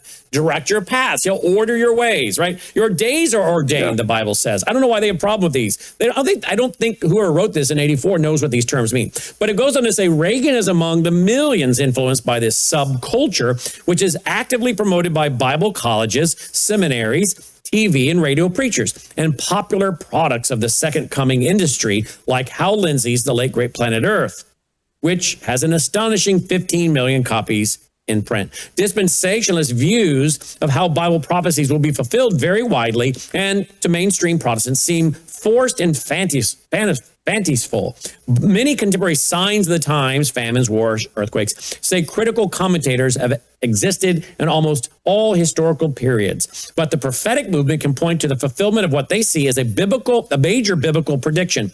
2 generations before Zionism emerged, dispensationalism insisted that one prologue to the end times would be the return of the Jewish people to the Holy Land. Thus, when Israel was founded in 48, says Hal Lindsey, quote, the prophetic countdown began, end quote. Israel's capture of the Old Testament in 67 was equally portentous, since it seemed to fulfill Jesus' words in Luke 4:24 and made theoretically possible the rebuilding of the temple on its original site, a long-established requirement of many dispensationalists. According to some, the Antichrist will make his headquarters there prior to Jesus' last coming. Okay, first of all, and of course we hear a lot of criticism. Oh, you dispensationalists, you want to build the third temple. I said to one of my Catholic friends last week, a well-known individual, many would know his name if I said it. He said, don't but you dispensationalists want to rebuild the third temple? It's crazy. I'm like, No, the majority of dispensationalists don't want to rebuild the third temple. We're just watching the fact that there are Jews that are interested in it because the Bible says there is going to be a third temple because the Antichrist is going to, set up the abomination of desolations there. The false prophet's going to set up an image there, I should say accurately, in the image of the Antichrist. So again, just because we're reading what the Bible says doesn't mean that we're somehow forcing it. So I love how they take things and twist it. But I guess what I'm pointing to is, the founding of the return of the nation of Israel to being a politically recognized state globally in 48. May of 48 was a big deal because Ezekiel 37, it is a prophecy of the dry bones that Israel will come together in political formation, the dry bones coming together to form this skeleton, but it doesn't have skin, it doesn't have breath. There's the political restoration and formation. Then life is breathed into it, spiritual revival. And of course, we're waiting. That's the redeemed of Israel. That's the 144,000 Jewish evangelists who preach the gospel. The many who are becoming saved during that 7-year tribulation, both Jew and Gentile. Political revival, then spiritual revival. Just because I'm reading the Bible and watching for these things in the stage setting doesn't mean that I'm in any way trying to hurry them along as though I could. I don't believe there's anything I can do to hurry them along. Colonel? Well, doesn't God himself tell us that throughout the Bible, that nobody knows the hour of the day I come like a thief in the night? Yep. I mean, that concept tells you that you're really being silly, and you're challenging God if you're trying to predict the specific timing of what he's going to do, and you're not listening to what he's telling you. You need to be talking to folks about what may or may not be going to happen according to his plan that he has revealed to us. I mean, it's just very distracting from the primary mission, which is to win as many people over to Christ as we possibly can every day. Indeed. Let me go to one more. This is, I don't know the date on this. I wish they would put the date on this, but it's a CBN article. It's a CBN article, Christian Broadcasting Network. And it talks about President Reagan's interest. At one point, Reagan spoke of recent visit by Billy Graham. He said he had been sick and in bed, and the evangelical evangelist, had dropped in. Those present that afternoon reconstructed the account as follows. Quote, Billy shared with me a very interesting conversation he had with Chancellor Adenauer of West Germany. Reagan said, quote, it seems that the chancellor asked him, Billy, do you know what the next great event of world history is going to be? And Billy replied, I wish you'd tell me. The return of Jesus Christ. This is what the former chancellor of West Germany said. And the chancellor went on, as you know, Billy, I'm a student of the scriptures, especially of prophetic eschatology, and I've discovered in my studies that though there are many of these prophecies that must be fulfilled before Christ returns, many have long since been fulfilled. Today, all prophetic eschatology focuses on this present period of world history, of which in which he will come back. End quote. With that, Brannon recalled Reagan began to discuss the biblical prophecies that have been fulfilled, mostly those pertaining to the Jews and the birth of the state of Israel in 1948. He especially noted the words of Jesus in Luke's gospel that many conservative scholars point to the Six-Day War in 67 and Israel's reestablishment of Jewish control of Jerusalem for the first time since Nebuchadnezzar of Babylon destroyed the city in 587 BC. Jerusalem will be trodden down by the Gentiles until the time of the Gentiles are fulfilled. When Reagan concluded, Brannon jumped in, Governor, you've left off the most important area of fulfilled prophecy of all, end quote. What's that? Reagan asked. He said, just before Jesus Christ comes back, there will be a tremendous outpouring of the Holy Spirit on a scale not seen since the day of Pentecost. Brannon paused, smiling brightly, and Reagan pursed his lips, looking into Harold's face. All right, so I just found these today, looking very quickly at this, and found out that, again, what I already knew, Reagan had an interest in Bible prophecy. But it didn't. It wasn't that he was trying to force Armageddon, hasten Armageddon, stop Armageddon. He just was a student of the Bible that was interested in this topic. And if you know anything about him, then, of course, the audience knows I was very, very dear friends since 1994 with his son, Michael Reagan, who passed away January 4th of this year, very quickly and unexpectedly. My wife's family, my mother-in-law's family, they lived across the street from Nell Reagan, Ronald Reagan's mother. My mother-in-law's family is from Dixon, Illinois area. And the family members, my mother-in-law's told me the story many times, the family would see Nell Reagan across the street praying, kneeling down in front of the couch, praying at night. She was well known for teaching Bible studies in prisons. So Reagan had been raised around a strong Christian faith, and I think he kind of departed from it, and I think he made a real quick return to it, even more so after the assassination attempt. But even before he became president, he was, according to David Hawking, he was calling his ministry ordering up these materials. This is not out of the ordinary, and everything worked out just fine under Ronald Reagan. So anyone that's trying to peddle this, we have military people interested in Bible prophecy. Well, we've been there before, and guess what? Everything was fine, and I think we'll still be fine. Colonel? You're absolutely right. We have a current Secretary of War and Commander-in-Chief, Donald J. Trump, that are both very firm in their Christian beliefs, and they don't mind having people talk about it, and they talk about it themselves, whether it's in an official capacity or a personal capacity. They give people the opportunity to worship Jesus Christ as they see fit. And I think it's fantastic that they're doing that, and I applaud them for it. Amen. The Time magazine, or the Christianity Today piece, concluded, during the 1970s, Lindsay became convinced he should support politicians who would prepare the United States for what was to come.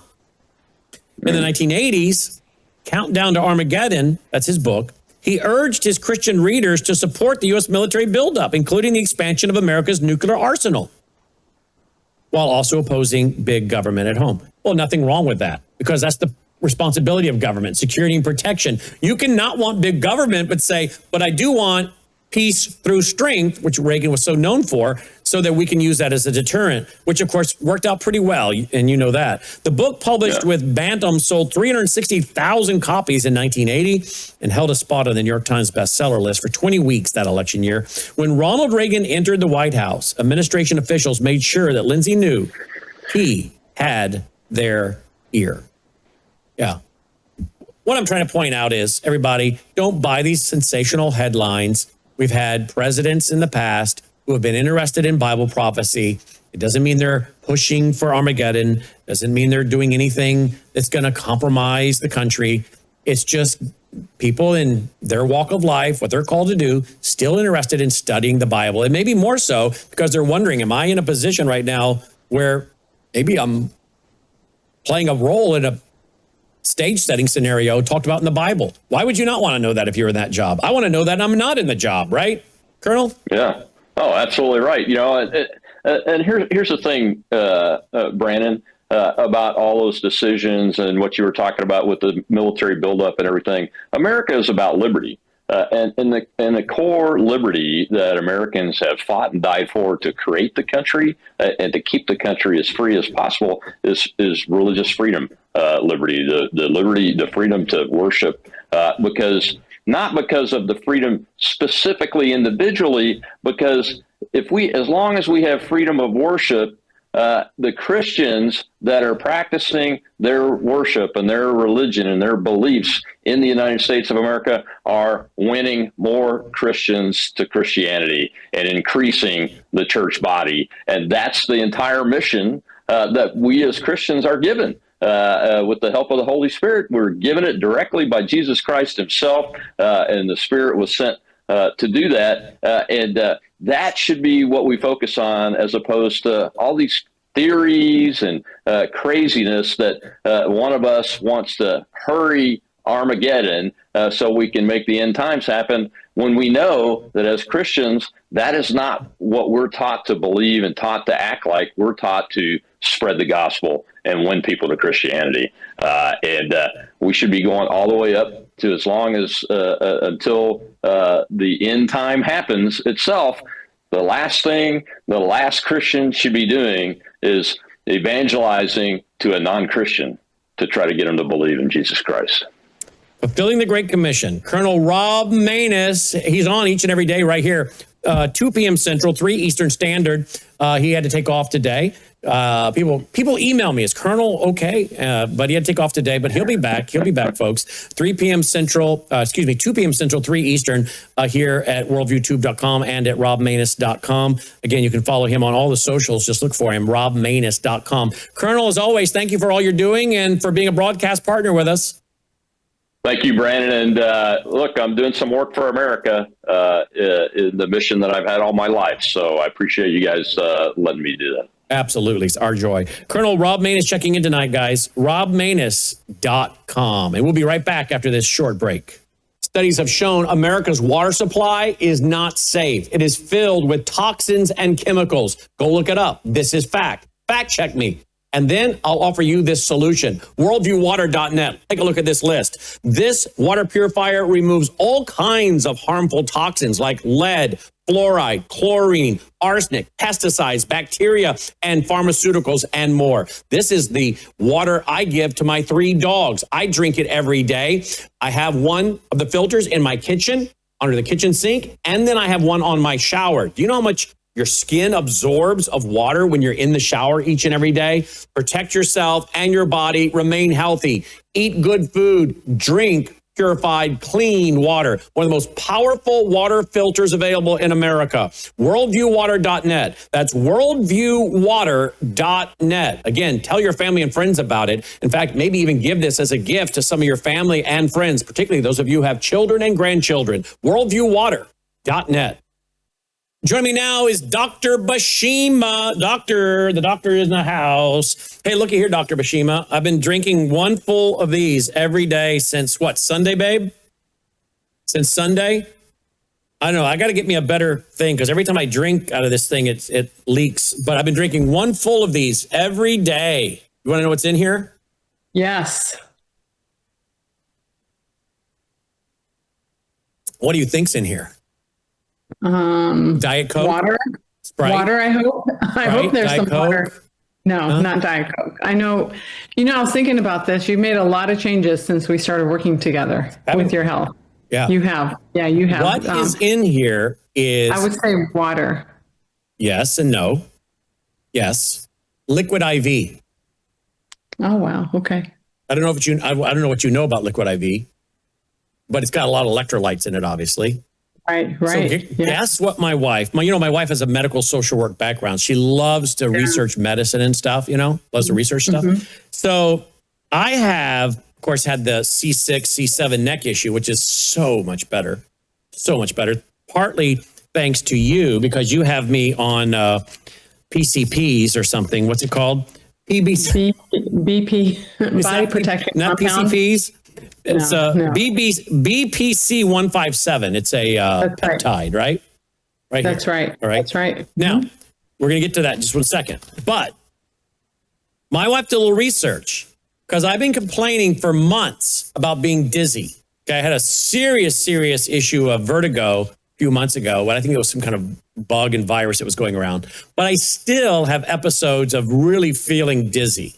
And like I'm going to pass out dizzy, and then it'll pass. Or you just get where you feel really, really weird. Like, again, you're going to pass out.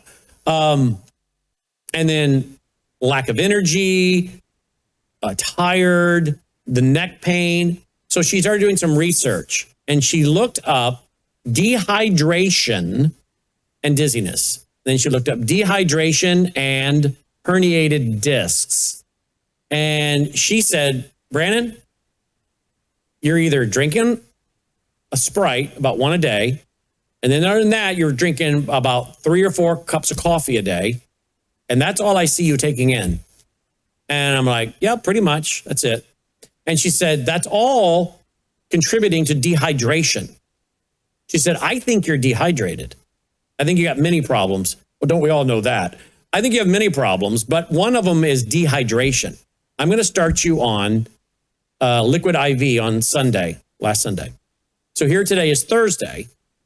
And within 24 to 48 hours, I had more pep, more energy, and the pain in my neck was starting to decrease even more. I was already on a good trajectory, but I think she's right. If I'm only drinking 3 or 4 cups of coffee a day, and I may have been drinking about that much water, just out of the sink.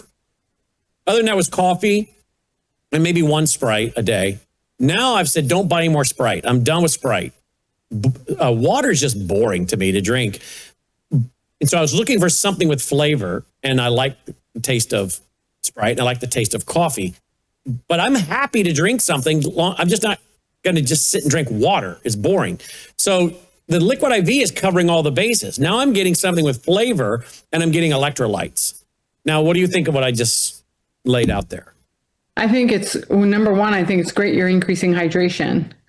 Number 2, I don't know about how clean Liquid IV is. I would definitely have to do my research on that. And we do have obviously we do other electrolytes that we like that we should probably put on the website. Yes. One of our electrolytes actually has creatine and L-glutamine, which we're going to talk about COVID and how it impacts the gut today. Because I think that that's extremely important for us to understand some new science.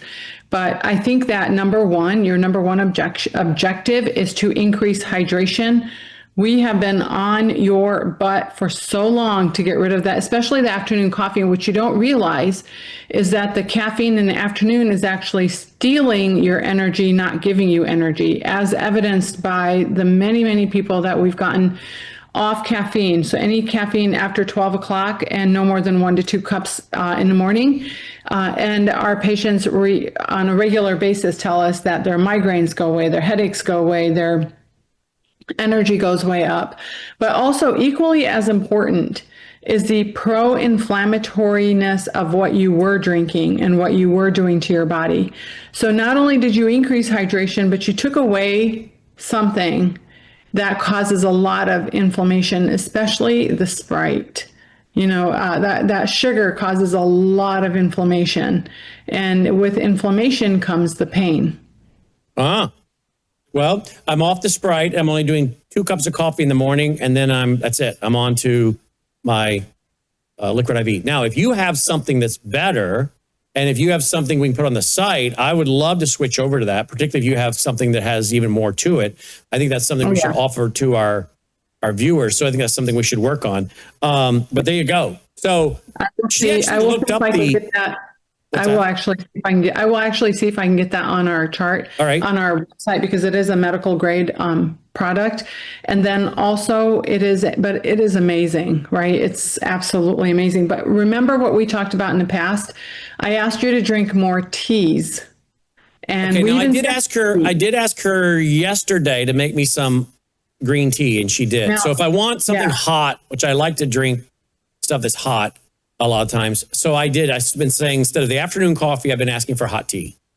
Yeah. And also just to be, remember that it's green tea. It's not caffeinated, and it's mostly herbal, which again, when you can take away something bad and replace it with, bad, right? We don't like to say anything is bad in with food, because if you want a Sprite a couple of times a year, I don't really care. But if you're drinking 1 or 2 Sprites every day, that's not a good thing. So if you want to replace sort of a bad habit, and then you replace it with a good habit, so you're not only taking away the sort of the bad effects of the Sprite, but you're also increasing the good effects of the benefits of the green tea and herbals. You can definitely do that. And then also within the herbals, you can actually squeeze a little bit of lemon. Now you're doing something even better for your gut. So it's like you want to stack these good things one on top of another, and now you're having increase in hydration. The electrolytes we sell actually have been shown to increase intracellular volume, because when a cell is nice and plump, it works better. So we want a lot of that fluid going into the cells, not just bathing the cells, right? Hydration, if you drink a lot of water, but it has no electrolytes in it, then you're just hydrating the cells, but the cells themselves are not getting nice and plump. When they're nice and plump, that's where they have more surface area inside, and they can actually work better, kind of like working in a bigger room versus a smaller room. If you had a room that you were working in, and instead of being cramped, you had plenty of space to sprawl out on. Excellent. All right. Before we get to our little topic, I've been doing my BPC 157 every day. And now I am out Mm-hmm. So what do we call this? My wife had filled up a bunch of these, put them in the refrigerator. The syringes, All right. So what is it? I'm not sure. What is it I got to do next? While we're here, let's just show the audience for the fun of it. I open this up, right? Yeah, you open it up sterilely, kind of like peeling a banana. And you don't want to touch the colored part of the needle, right? Which is the tip. The orange part there? Yeah. Mm-hmm. Okay. Now you take the needle in the same hand, kind of put it like this. So you have the needle right here. You have the syringe right here in the same hand, because you're going to need your hand to take the black. Okay. Now carefully take the black cap off. Just it pulls right off. Okay. Okay. And then take the syringe. There? Yeah, just leave the needle there. Take the syringe and put it, screw it on the cap. There you mean this right here, like that? Yeah, just don't touch the top part of the syringe. Remember what we said? Yeah. We don't want water to accidentally come out. We don't want that sterile water. Okay. Okay, so that's it. Now you're going to take the needle cap. You're going to take that arm of the needle. You're going to flip it back. And then you're going to just pick the needle cap off. Yeah, and then you should have already popped open the new vial. Just pop it open you can pop it open like this with one finger, with one hand. Yep. And now you just put the needle into the vial. And it should auto inject. So you're not supposed to be touching the top part of the needle. Yep. Yeah. It's doing it on its own. Yeah, good. Okay. So now pull this out. Now you're done. Mm-hmm. Okay. And now you just gently shake the vial. But I need to put this back on here, right? You can. Mm-hmm. Is that where it goes? You don't have to. You can do the flap thing. You can just pull the flap down, or you can put it back on. And then I'll just throw this away. Yeah.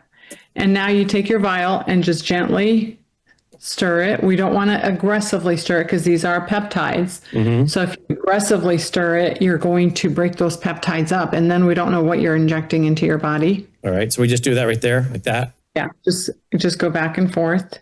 And then now you're ready to fill those syringes. And I do it. So now I'm going to pull the.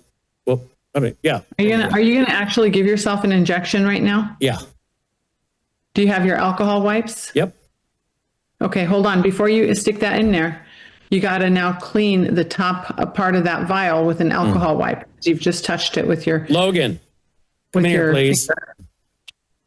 Well, I guess I could put I could put this back on, right? You can. Mm-hmm. As long as it doesn't touch anything. Yep. All right. Now I get my alcohol wipe out. Yep. You also have to clean and prep your skin for the shot. Yep. So you want me to clean the top of this right here? Yeah. Mm-hmm. Okay. All right. That's clean. All right. Then I'm going to set that aside. Now I'm going to pull this back out. Mm-hmm. And I'm going to put it in there. Mm-hmm. Push it down in. And I'm going to do, what am I doing? How many cc's or whatever is this? 15. 15? Mm-hmm. So I'm going to lift it up to the 15 mark. Yeah. So you have to have the vial. You take the vial and you put it upside down. Oh, do upside down like this? Yeah. Uh-huh. Okay. Otherwise, and then make sure the needle is in an area where you can actually pull some of that liquid out. Yep. If it's too far up, then it'll just be pulling out air. Well, we don't want that. I can see the 10. So I'm going to go halfway between the 10 and the 15, obviously, right? And halfway between 10 and 20. And that would be, all right, there we go. All right, I think about there. And then when I'm done, I just let go and pull out, right? Mm-hmm. Now, what happens when it starts it started to go back down? Well, remember there's negative pressure in the vial. All right. So when you pull it out, you got to keep some tension on the needle. Okay, so I do need to keep some tension. Mm-hmm. Who made your other Who made your other needles? Did your wife make all those other needles? Yeah, she made all of them. Oh, you got to just let her do this then. Oh yeah, she's going to, but I thought we'd do it on television just to show everybody how fun it is. Yeah, it is fun. Okay, so now that one's done. So I'll let her finish. call your mother, please. I'll let her come up here and get what's left, and she can finish the rest of it. These are all the... and it does have to be refrigerated. Yep, she's going to do that, and she puts them back in the fridge. Yeah, I'm mostly saying it for the audience Viewers. that's listening. Whenever you mix a peptide, you do have to refrigerate it. And then also, the other important thing you have to remember is that you do have to, find a doctor to work with if you want peptides that knows. Well, we're getting a lot of people peptides asking, how really can we well. get these?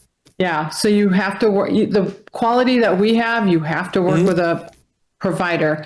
Unfortunately, there's a lot of peptides online that are not as good. We'll try to get some good peptides on our website, along with that good intracellular water drink peptides. And I'll write that down and I'll see if we can do that legally. Okay. And if we can, then we will.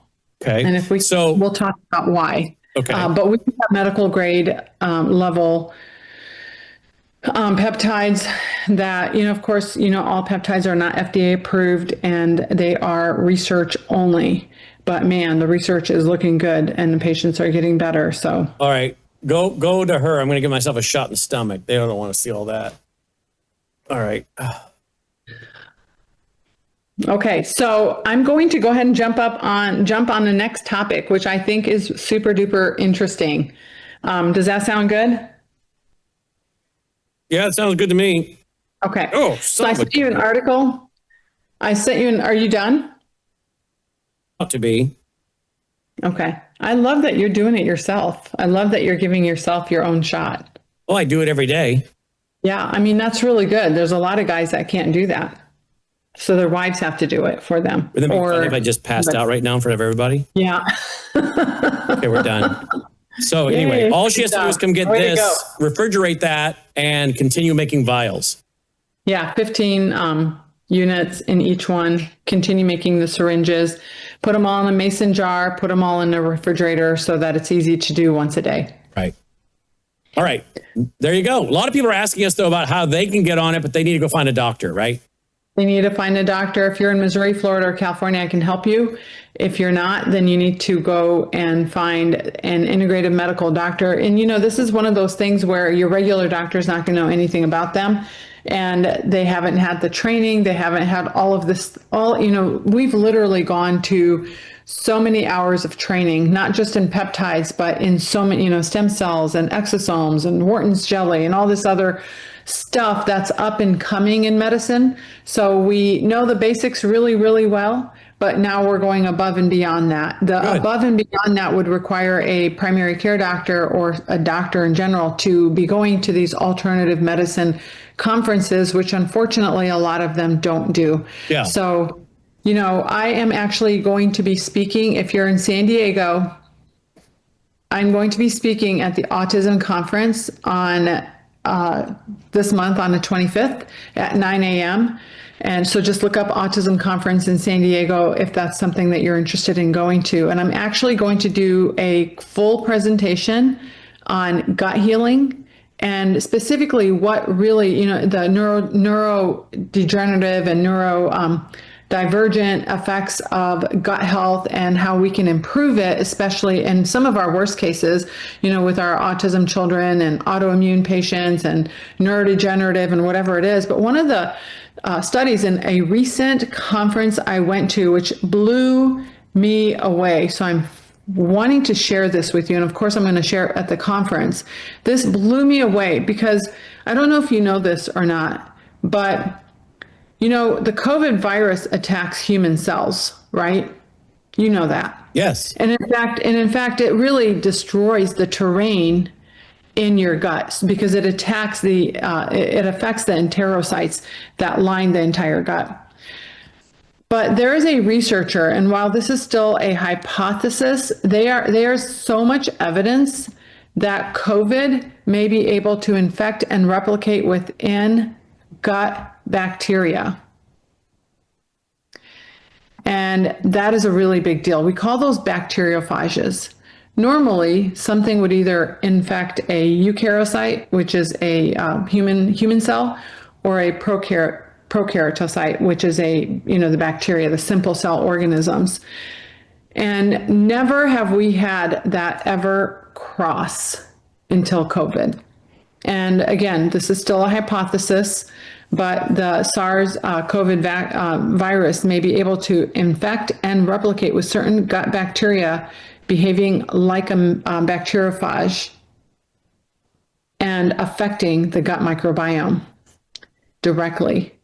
And obviously indirectly as well by infecting the gut mucosa human cells.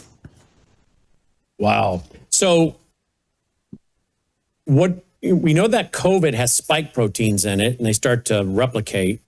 Now, I didn't have the shot. No one in my immediate family took the shot. So we don't have to worry about that. But apparently those that did take a shot, this thing can keep producing those spike proteins over and over and over for some time. Well, and if it affects the gut microbiome, that's like millions and millions of organisms it's affecting. And it predominantly affects something called the commensal gut microbiome. Commensal are the good guys in your gut. Okay. So now we have an overgrowth of sort of the bad or disease prone gut microbiome.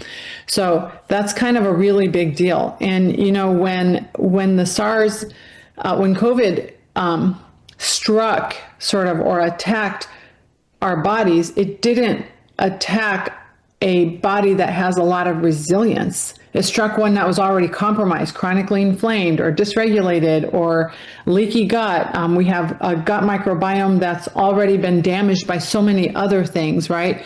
A poor diet, glyphosate, that's a big one. And other toxins and medications and chronic use of antibiotics. In fact, there's something called a hospital effect of your gut microbiome. Those are the people that are in and out of the hospital all the time and being compromised because they're being put on all these antibiotics. That's really changing their gut microflora. So COVID has attacked a depleted, permeable, inflamed, dysregulated, compromised body. It didn't attack a healthy body. And so what I really think is fascinating is that normally the way that viruses work is they attack a human cell. And the way they do that is, for example, with the spike protein, it has a receptor on it that has a special receptor for human cells, and it attaches to it, and it then goes inside of the cell and starts replicating. Well, the way that bacteriophages affect bacteria is that they sort of land on them and start injecting some of their genetic material into the bacteria. And they're finding that this is the one organism that can affect both human cells through the receptor model and also directly by attaching itself to a bacteria and injecting it with its DNA. That's a really big deal. And again, this bacteriophage model is early and controversial. It is based on limited experimental work, and it's not widely replicated or integrated in mainstream, but this is the first time that the boundary has been crossed with viruses affecting bacteria and the same virus affecting humans. Wow. There's viruses that affect bacteria, there's viruses that affect humans. They've got different hardware to be able to do that. And this is that virus that's like potentially affecting both. And so when it does that, it starts to wipe out certain things. And one of the things that starts to really overutilize, and it starts to take, for example, one of our happy hormone precursors like tryptophan. And when you have depleted tryptophan, then what happens systemically is you have a significant increase in inflammation. And you also have these people who post-COVID or with long COVID who have these really increase in mood issues, increase in anxiety, increase in depression, and other things like that. So this is kind of a big deal. And so, and again, we're on the forefront of it. I don't know where it's going, but certainly some of the treatments that this alternative medicine,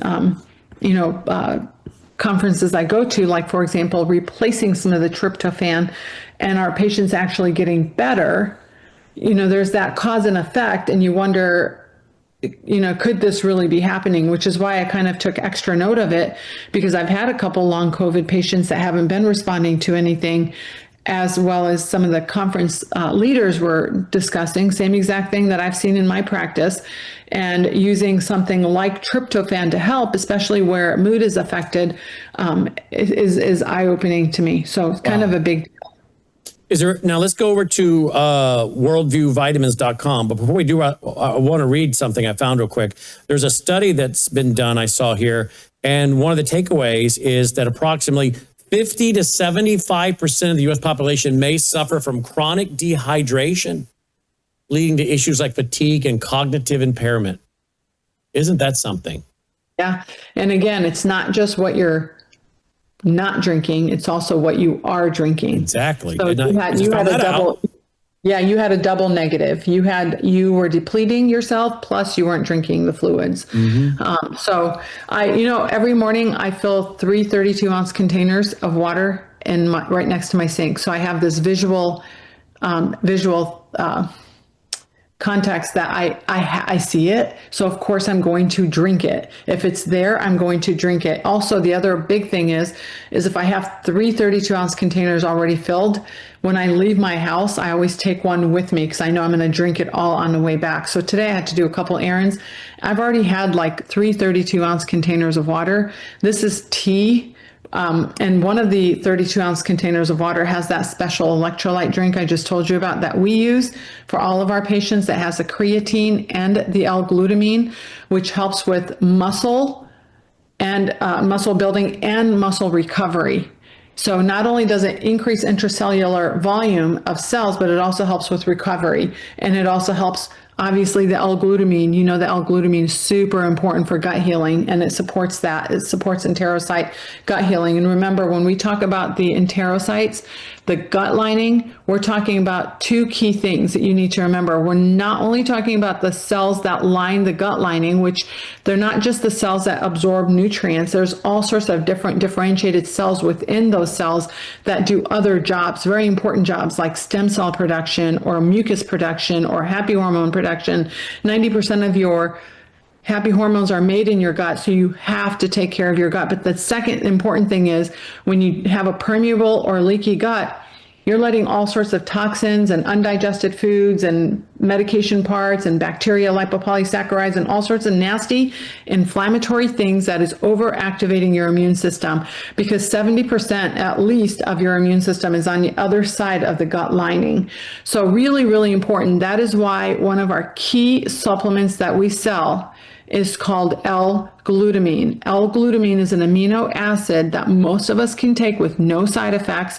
We just put it in water every morning, 6 ounces of water, shake it up. I love lemon. Lemon is great for your gut as well.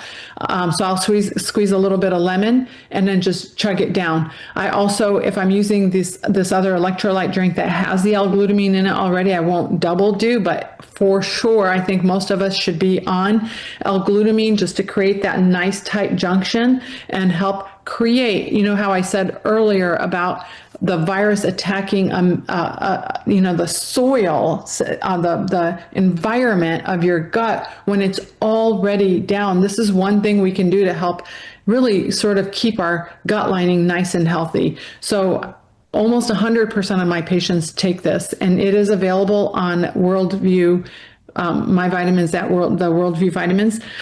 It is available there, 1 little scoop every morning. Wow. Let's go to your website, worldviewvitamins.com. Here we go. Worldviewvitamins.com. It's been redone, made much more simple. We don't need to confuse you. If you are a woman, pick up the Woman's Daily. If you're 50 plus, foundational. If you're below 50, just the Woman's Daily. Man, you pick up the Men's Daily. And if you have the teen or college student, pick up the teen or college. So pick up the foundational right away. Okay, that's just real easy. Yeah. Really easy. Yeah, and the L-glutamine is on that right lower corner there. The L-glutamine powder. That you want to really research that. Yeah, go ahead and you can click on it and it'll take you to its individual page where you can read all about it. But it is really important. Again, it's really important. So many of my patients, I didn't choose to become a gut health specialist. It kind of chose me because of all the miracles I was seeing when we would heal guts. And I just, it's definitely not something we learned in medical school, but it's all these autoimmunes and all these chronic pains and all this stuff that is just mind-boggling in terms of significant reduction of systemic inflammation when we can get the gut right. I'm doing an entire talk on just that at an autism conference because that is something that they really want to learn. So really important. COVID just kind of adds everything else to the mix. We've already known that COVID affects the gut lining. It affects the enterocytes with the ACE2 receptor binding. The virus binds to the spike protein binds to the ACE2 receptor of human cells. What's mind-blowing to me, and I cannot believe it, is this cross between affecting human and bacteria cells. And then, of course, my questions in my head that are swirling is, well, then what? What's happening to those bacteria? Can we get rid of the virus in the gut microbiome once it affects it? How can we clean all that out? How long does it stay? So all these thoughts are in my head, which I don't think we have the answers to yet. But this is why I love going to these continuing medical education series with these really, really smart doctors that are in the forefront of all these thoughts. So excellent. There we go. Dr. Bashima, she's checking in tonight. Worldviewvitamins.com, worldviewvitamins.com. Look forward to our next visit next week, Doc. That's right. And I haven't passed out from my shot. By the way, the BP... What is it? The BPC 157. That's all natural occurring product in your body anyway. It just starts decreasing. And it decreases the inflammation, which is why she put me on it to decrease that inflammation in my herniated C6, C7. And now that I'm more hydrated, because dehydration also causes a problem with that as well, right? That's 100%. And also it recruits healers. It recruits the healers that your body needs to go in the areas that are most inflamed to actually help reduce inflammation, overactive inflammation. Some inflammation is good. Too much inflammation is not good. So the right growth factors, the right healers going to the right place is what it's all about. I do want to say too, just FYI, this is the BPC I would want to put on the website if I can get it on there. Okay, so cross your fingers. There is a BPC with a combination second peptide called KPV. That actually is great systemically, so you don't have to give yourself a shot. However, if you're dealing with a musculoskeletal only issue, then it's best to take the shot like you are. However, I would say about 50% of my patients, I put them, of course they're seeing me after they've already seen 5 or 6 other doctors, right? I'm not their first visit to a doctor, right? Because the other things have failed. So we're seeing some of the worst of the worst. And so some of them, I will actually put them on this oral version of BPC with KPV, and it does support, there's evidence that shows that it supports gut healing. This, again, we don't want a leaky gut. We want nice, tight cells that are nice and tight together, because then we keep out all the bad guys. If we've got leaky gut, we're going to allow all the bad guys in. And bad guys are things like undigested pieces of eggs, right? So we're being exposed to bad guys. If we have leaky gut, we're being exposed to bad guys innocently just by the simple act of eating. And so this oral BPC actually helps with this as well. So we'll see. I'll see if I can get it on our website. And we'll certainly announce it next week if we did. Okay. Excellent. And you're going to let us know about getting that drink on there, right? Right. Both of them. Excellent. Excellent. Absolutely. All right. Well, by the way, do you have any, you're in Missouri, but do you have any patients that have come to you after listening to our broadcast? So only the ones from, I've had a couple from Kansas City, but no one like from California or Florida. Unfortunately, I've had a lot of people reaching out from the Midwest area that I don't see patients in Tennessee or Minnesota or Wisconsin. Those seem to be the hot spots for the patients on this. But I'm sure you already knew that. Yeah. Yeah. For sure, So, New Wisconsin, with a but- huge audience in Wisconsin. Yeah. But you have picked up some physical patients in your office who are from the state of Missouri. Yeah, so I see people virtually only.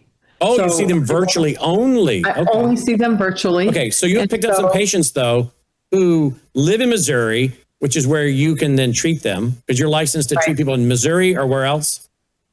Florida and California. Missouri, Florida, and California. And so you've picked up patients who've heard you that live in Missouri, Florida, California. That's right. Good. Glad to hear that. Yeah, we actually we have a couple from Kansas City. Just the nice thing about your people, and even the ones that we can't help, we kind of direct to where they can get help. So my nursing staff knows how to do that. What I love is, and I've told you this before, they are so kind.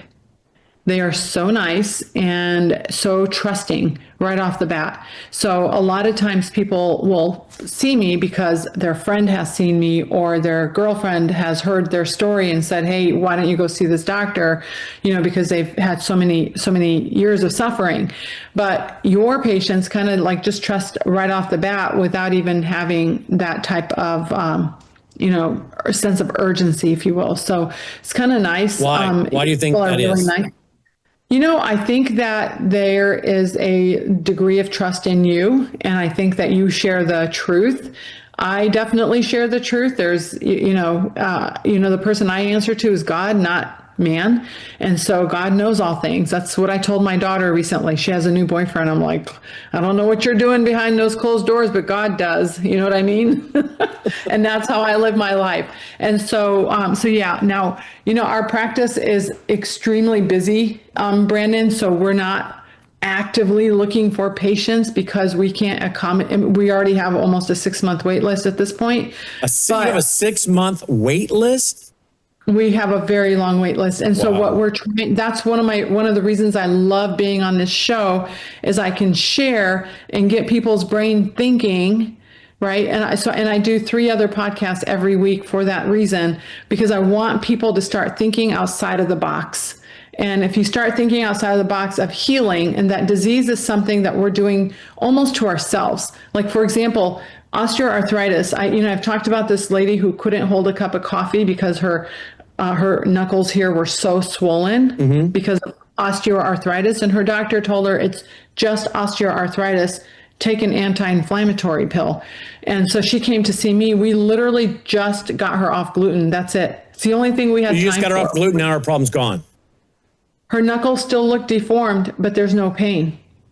So you don't have pain just because your knuckles are deformed. You have pain because there's inflammation in those knuckles. And the gliadin, the way gliadin protein from gluten works and the way it attacks your immune system is we trap these end products in the knuckles, in the synovial fluid. And so, yes, you're going to have a lot of pain. So just hearing this, it's like, go gluten-free, but don't go gluten-free and eat junk. Because gluten-free products are junk, right? Because they put other things in there that are also pro-inflammatory. So you want what we preach in our Feel Good Gut Health course, which is also on the website, and it'll be more prominently on there because we have questions about that. What we teach is eating an anti-inflammatory food diet. We don't call and that's it what a Melissa's got me on. She has got me because she again trying to get this neck healed. She's got me on an anti-inflammatory diet. Yeah, exactly. Yep. That's all. And it's not a diet. We call it a way of eating, a way of life. So that's it. And by the way, the other day I passed at the checkout 3 Musketeers and I almost got it, but I thought Dr. Bashima would not like that. So I didn't get it. And again, that's exactly what I thought. It's not worth the inflammation. I tell you, once you have a problem where the pain is great enough, and inflammation's a cause, you will start saying, you know what, that is not worth the pain. It's not. Nope. And you know what? If you go through 2 weeks of eating well and hydrating, and you'll feel so good, then you go eat a Snickers or 3 Musketeers, and then you get sluggish, brain fog, and you're like, crap. Why did I do that? But if you eat it every day, it's your normal. Right. So you won't know the difference. Right. got to give it up for 2 weeks and then see how you feel. Yeah, well, But I've you given have it up longer than that, but it was, You have to I looked replace at it it, with but I fresh wasn't even food. that tempted. I looked at it, I thought, no, it's not worth the pain, and Dr. Bashima may be mad at me. So there you go. How I feel about it's how I feel about M&Ms now. I don't think it's worth the calories. I don't think it's worth the unnatural colors that are on them, and the crap and the old moldy peanuts, and all of that. So I just don't even crave them anymore. I used to always eat them when I traveled, but I don't anymore. So Look at us. Look at us. We're doing good. You know what? Every day is a little bit better. Yep. So Every day. Worldviewvitamins.com. Worldviewvitamins.com. Thank you, Doc. Thanks, Brandon. Take care. Have a blessed day. You too, my friend. We'll be right back, Bye-bye. guys.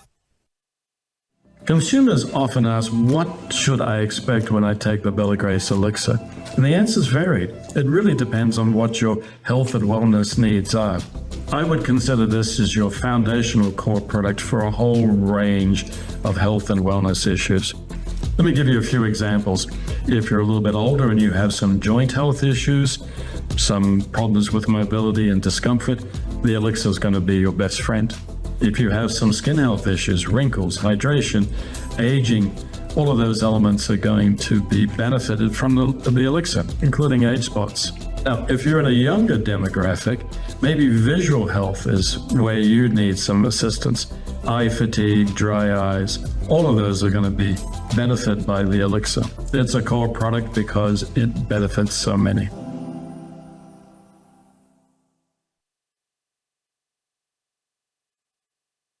Joining me now is Michael Weiner. Here's a question for you. Is the dollar collapsing? Let's talk a little bit about that. Is the dollar collapsing? Another one, shocking levels of distress. CMBS delinquencies unexpectedly soar to COVID highs.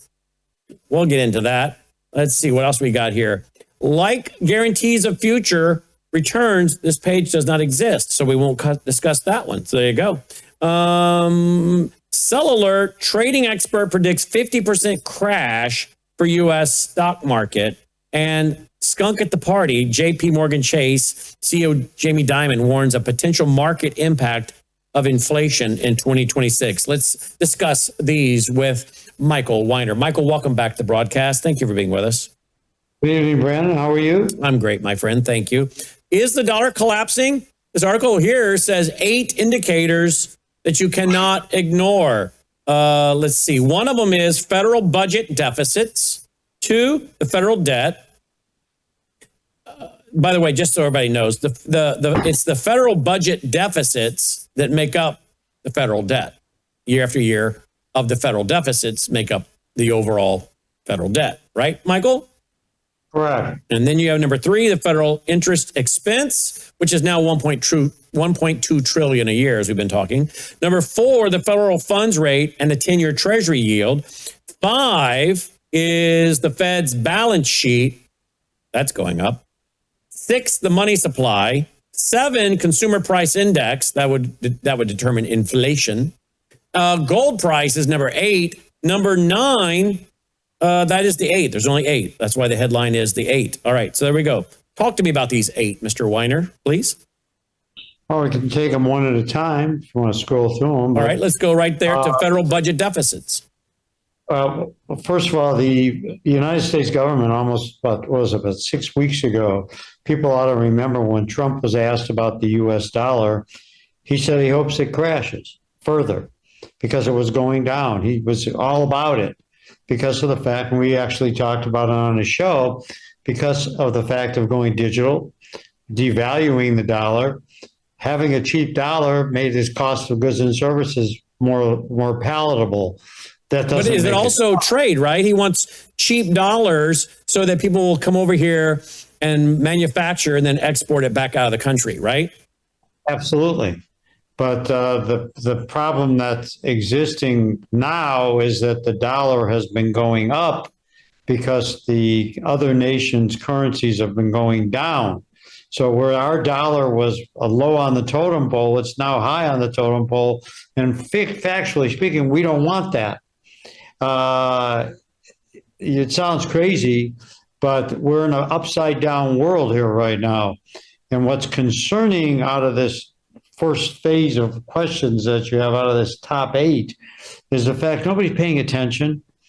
I mean, there's a lot of lull right now of people, watching what's going on in the market, the stock market, and thinking it's going to come back. And eventually, maybe this whole agenda is about making it come back, because I'm not a believer that the Iranians are going to do the right thing. I just don't believe it. But when you look at that and then think to yourself, is this a ploy to maybe make things look better for the dollar and bring down the treasury, the interest rates on the treasury? So the abundance of a dollar and the idea of a strong dollar or a weaker dollar is exactly what this administration wants.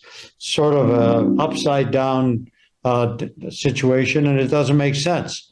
But that's the way Trump's operating on the whole idea of tariff and trade. I personally think that we're at risk with that. I think that playing a game of making us look weak does not make us look strong. And it's just another element within the overall problem of this huge, insurmountable debt. People don't get it. We have been sleeping, Brannon, since 1971, when our currency, and I was just talking to a gal who's a banker from back in those days, if somebody walked into an FDIC bank in 1971 prior to going off the gold standard, your money said pay the bearer. So as an FDIC chartered bank, they had to pay you immediately in gold and silver. And what happened when they went off the gold standards, instead of going in there and getting paid something immediately, you got absolutely nothing. Nothing. And nobody gets it.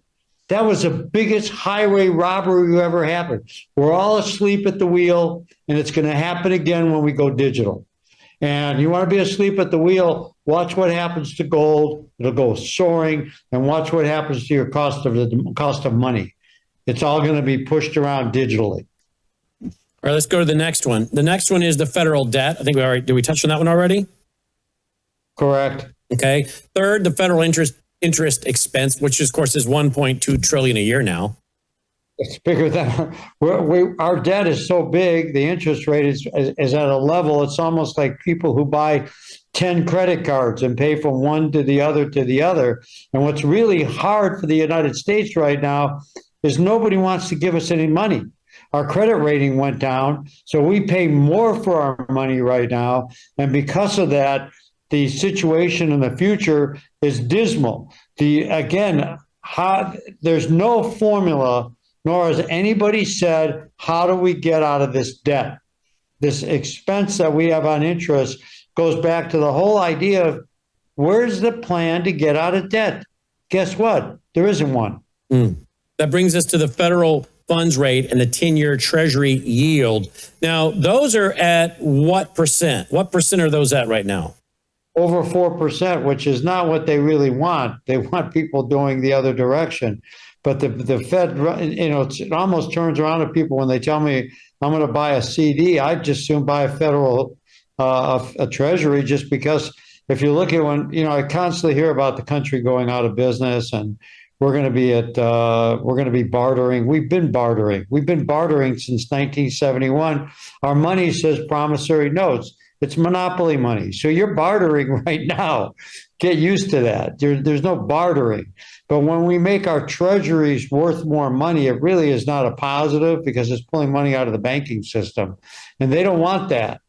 And it's not a luxury for other people. So the Fed's buying its own money and paying a high rate, which is unsustainable. But risk-wise, you probably have less risk in a treasury than you do in a CD. Doesn't say it's the place to be, but you'll see most of your stock market people do not want to see treasuries up high, because investments into the market is much less. When somebody can make 4.5% on their money in a treasury risk-free, why should they go into a market and assume some level of risk for nothing? We talk about risk. What really amazes me, and I was talking to a client the other day, and some of us who are old enough, and God knows, Brannon, as you said, I am over 1,000. They used to do fractions. They don't even probably do it anymore. I didn't check. Fractions used to go on in school. And literally, you learn what the common denominator. And what's the common denominator in low risk, medium risk, and high risk? It's called risk. That gives them the opportunity of saying to you, when you lose money, I didn't say it was risk-free. The strange thing is why does people lose money when they have low risk? They still lose half their money. Your friend loses 51%, but guess what? You lost 48%. Wow, what a savings. I mean, it's crazy. The next one is the Fed's balance sheet. Talk to me about that one. Well, we're upside down. Our balance sheet right now and the Fed right now looks at everything that's going on. They look at inflation. They look at currency out there. They look at what's going on jobs-wise in the country. They weigh all the various different factors with, everybody thinks there's 7 Federal Reserve Board chairmen or 8 or whatever the number might be. There's actually a multitude of them and hundreds of people that work in this lavish building that they're building who sit there and put their genius minds together to figure out how to make sure we get deeper in debt. I mean, I'm making a joke out of it, but it's true. The numbers that come in that they crunch into it, why are we continuing to go into debt if we got all these geniuses trying to manage us out of debt? It just keeps expanding. They expand the debt situation, and the Federal Reserve tries to play with the numbers to decide if they're going to move around interest rates to make money easily to be gotten. It's all double talk and gobbledygook, and on all due respect, that's why people who own gold are so at ease, because they're not involved with what I call the gray area. They're in black and white, not gray. The next one is number 6, money supply. I've said a long time ago that we started back in 71. We had a monopoly board once they went off the gold standard. And if you ever played Monopoly, which I'm sure I played it quite often with Dolly, she wins. And you have currency. And what happens in the United States is when we run out of money in the game, we just grab another box, grab all the money in that, grab all the money in that. When people turn to me and say, can we go on the gold standard? We'd have to price gold at $50,000 an ounce based on the amount of currency we print. Because if you remember under Biden, because Biden doesn't remember, he turned around and legitimately kept printing money. They needed money printed. They needed money printed. The Democrats, and they're not Democrats, the socialist communists, their game plan is you need money, turn the press on. That's exactly different than the white hair boys came up with in the 1780s when they put us back by gold. They couldn't turn the presses on because of the fact that they had to have gold to back every one of those dollars they print. They don't need anything anymore. So the money supply, which really is jokingly managed, they don't control it. If they need more money, they just print it. And the money supply is at constantly all-time highs because when they need more, they print it. That's the whole premise. How much dollars are out there? And when you think about it, that number of $50,000 an ounce or probably might even be $60,000 to $80,000 an ounce, because you've got to take the amount of dollars out there, divide it by the price of an ounce of gold, and protect it. So it's virtually impossible, literally. All we can do is raise the price of gold in our net worth in order to be able to offset debt. In other words, raise the value of how the United States values its gold, which right now is ridiculously set at $42.50. So the money supply is totally out of control, and the Federal Reserve does nothing more than say they do something, then they hit the switch. I like what I don't like it, but it's a great point. Imagine working 9 to 5 for 50 years, only for the Federal Reserve to print 40% of the money supply and inflate away 20 years of your hard work. That's how vulnerable people are, and most of them don't realize it unless they're doing something that will offset that inflation, which of course is, in my opinion, precious metals. Consumer Price Index, that's CPI, of course, as they print more money. Inflation, of course, that's largely what's going on here. It's inflationary, the expansion of the money supply. Of course, that adds to the issue of the collapsing dollar eventually because it doesn't purchase enough. Do you think we'll ever see hyperinflation in America, or will they move to the central bank digital currencies before that can happen? They'll go to the central bank digital currency. They'll devalue the dollar, destroy whatever part of the dollar there is. Under Trump, I'm looking at 25, 30%. Socialist communists would probably do 60%. So if you have $100 in the bank, for anybody who wants to understand it, if the socialist communists, not Democrats, they're socialist communists, if they do it, they will make your money, that $100 worth 40. If the Republicans do it, they'll make it worth, in my opinion, 70. The problem is, if you think about it, and we talk about it all the day, every day here, our clients are protected. I literally had a lovely lady thanked us because her portfolio over the last 12 years she's been working with us has gone up so dramatically to offset what she lost everywhere else. And the whole premise is exactly that. This situation of devaluation, when the devaluation happens, the gold will go up 30% when the dollar goes down 30%. But if you don't have it, your whole portfolio will go down. And that's why people in the 1930s who were supposedly rich and living in houses went broke, because they had no money to support their life.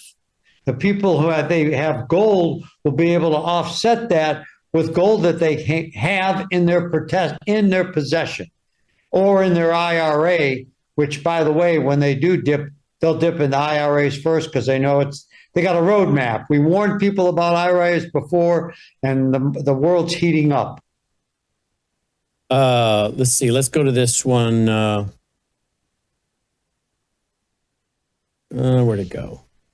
Yeah, here we go. CMBS delinquencies unexpectedly soar to COVID highs. CMBC, what's that? Commercial mortgage-backed securities? Correct. So you're talking about commercial real estate here, or what? We're talking about credit in general. It flows back. It's circular. Okay. So circular. The reality is that, people are living off credit, and it's getting to a point. And then the Trump administration's solution is to lower the interest rates you're paying. Okay, so commercial mortgage-backed securities. Correct. That is basically all your commercial credit cards, et cetera. What? Correct. And everybody's living off their credit. So many people live off their credit cards, and that's why you're seeing more and more advertising on TV about consolidations, credit companies to help you get rid of your debt. They don't help you get rid of it. They just cut a deal with the credit card company versus filing bankruptcy. When I went to law school years ago, the worst job you could have, I know that was like 200 years ago with the white-haired boys, but at the end of the day, the worst job you could have was a bankruptcy lawyer. It was like being a Maytag repairman. You just sit there and there's nothing happening. Because back in those days, people didn't not carry debt. People paid their bills. Nowadays, you run up your credit cards, you run up your debt, and then you file bankruptcy. And then start and do it all over again. It's insanity. That's why the need to preserve and protect and balance part of your estate is so important, because this debt situation is growing because people don't have the money. Even though their income's growing, their asset base is growing, the government is taking our money. And when I say taking our money, think about they're talking about all this fraud situation going on in California, in Minnesota, in any state in your neighborhood. It's going on. And understand that reality being the way it is, understand the fact that if you have a fraudulent state going on, like in California, they found 180 billion so far. That's peanuts. It'll probably be in the trillions. But we're the ones that pay it. They took our money, They stole it from us. It's like somebody stealing your wallet, and then you pay them again to steal it all over again. It's crazy. But that's exactly what's being done to us. When they talk about all this robbery, we're the ones, and people don't feel it because it's not coming out of their wallet immediately. It goes into your lifestyle. It's costing you more to live. It's costing you more to drive. It's costing you more to eat. This is all based on the fraud and the robbery of our money that they're taking. Okay, but I want to go to this CMBS, though, also does have to do with office buildings. Correct.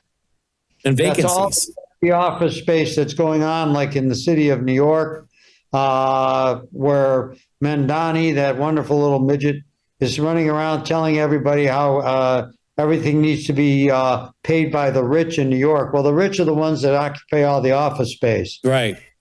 Well, look at this. In a well-timed report, the Wall Street Journal yesterday published a reminder that much of the battered U.S. office market continues to drag along the bottom and continues to hold a fire sale, featuring some buildings marked down by more than 90%. Some striking examples. In Chicago, real estate developer, he bought a 485,000 square foot office building for $4 million. The building sold for $68.1 million a decade ago. Whoa. Another developer paid $5.3 million for the Denver Energy Center after a foreclosure process. The two-building complex sold for $176 million in 2013. Even the federal government's landlord is getting on the act. The General Services Administration last month sold a 940,000 square foot building to a residential converter for $24 million, a teeny fraction of its value a few years ago. Wait a minute. Obviously, this is a depreciation, a devaluation, a decline in the value of commercial real estate. Obviously, it has to do with supply demand. And as you say, people going to work from home, that therefore there's not as much a need for these buildings. So that they get back to the bank. The bank's going to get what they can out of them. Do you see any kind of great decrease in the housing market like this? Are we going to, I mean, that's a massive correction in the commercial market. What about the residential market? Well, the residential market, the commercial market right now is not going to get much better in the blue cities. New York, I'm expecting it to get worse. That's why Jamie Dimon's having a heart attack. He built that $4 billion building there, that beautiful edifice to himself, and he's not going to have anybody in it. Because even if he can say he can fill it up, some people are not going to want to work there, because the people who might be working at Chase making $200,000 a year might be making more money by making $140,000 in North Carolina and living better. So he might have an empty building just because people don't want to work there. They don't want to live in New York. And that's what he's scaring him. As far as the housing market, what's the first thing that went up last week? Mortgage rates again. We just can't seem to get it down. We've got overpriced houses.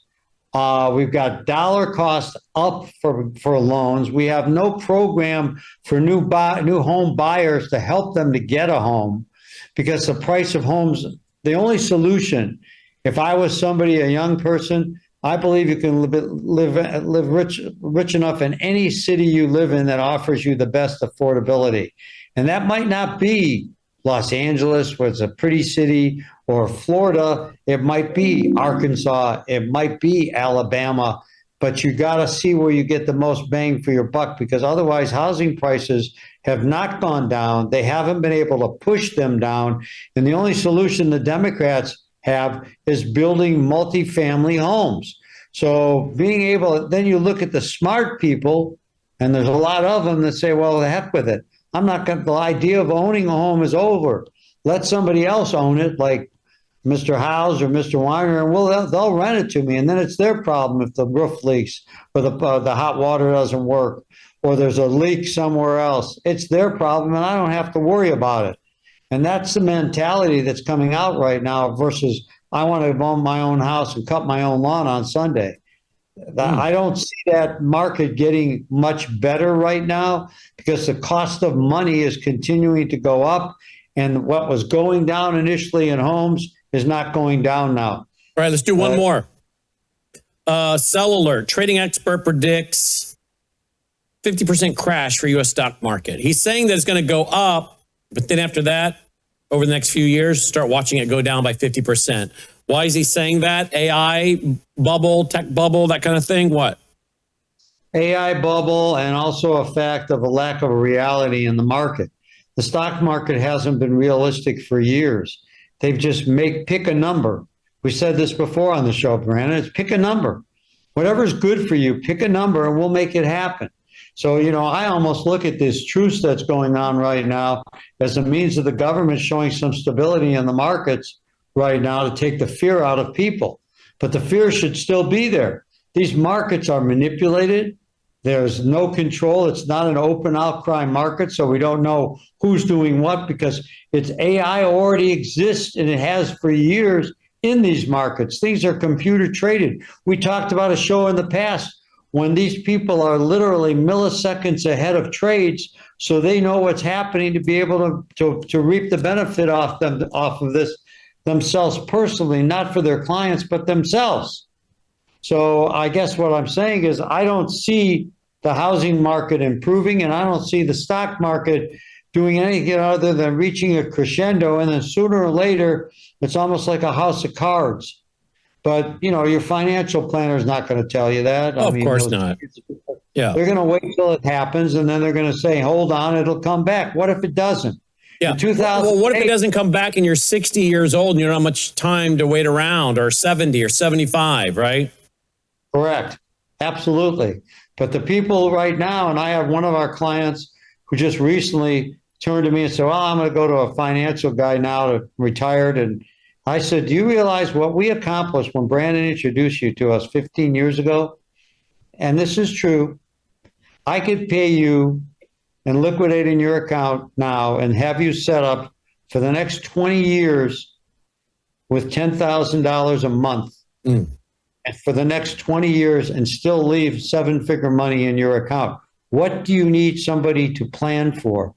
And they just got a big smile on their face and said, I don't need anything. But everything that they have is private. Everything that they have is secured. Everything they have is secured and they own it and they know it. And their comment was, thank goodness for you and Brannon, because otherwise I could be like my brother-in-law who's having a heart attack every other month with what's going on in the market and what he's going to get paid. And they can comfortably live off their money with no muss, no fuss. Wow. Just cash in as they need it, right? Exactly. Absolutely. Tell them not to forget about the foundation if they appreciate. Oh yeah, tell them don't forget about Worldview Foundation if they appreciate what we the opinion, because if the opinion we've given them, I don't give financial advice, I give financial opinion, but yeah. There you go. People want to donate even more. She's sound asleep over here. Worldviewgold.com, worldviewgold.com. Get your free packet, no obligation, or 1-877-864-1072, 1-877-864-1072. Get your free packet of information. Michael Weiner, thank you for being with us. My pleasure. Dolly, good evening. Have a good evening. Thank you very much. Have a good evening. And indeed. All right, guys, that's our broadcast for tonight. As always, thank you for tuning in and supporting the broadcast. Roll the music. Let's call it a night.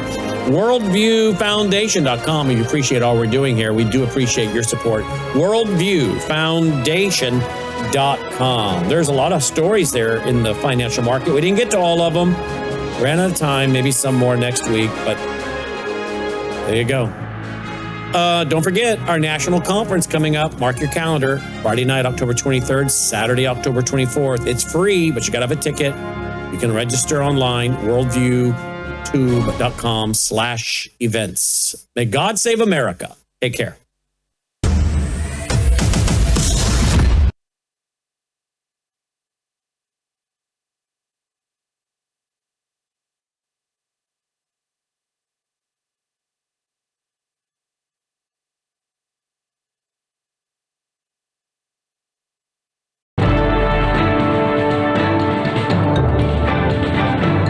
Faith, spiritual values, moral issues,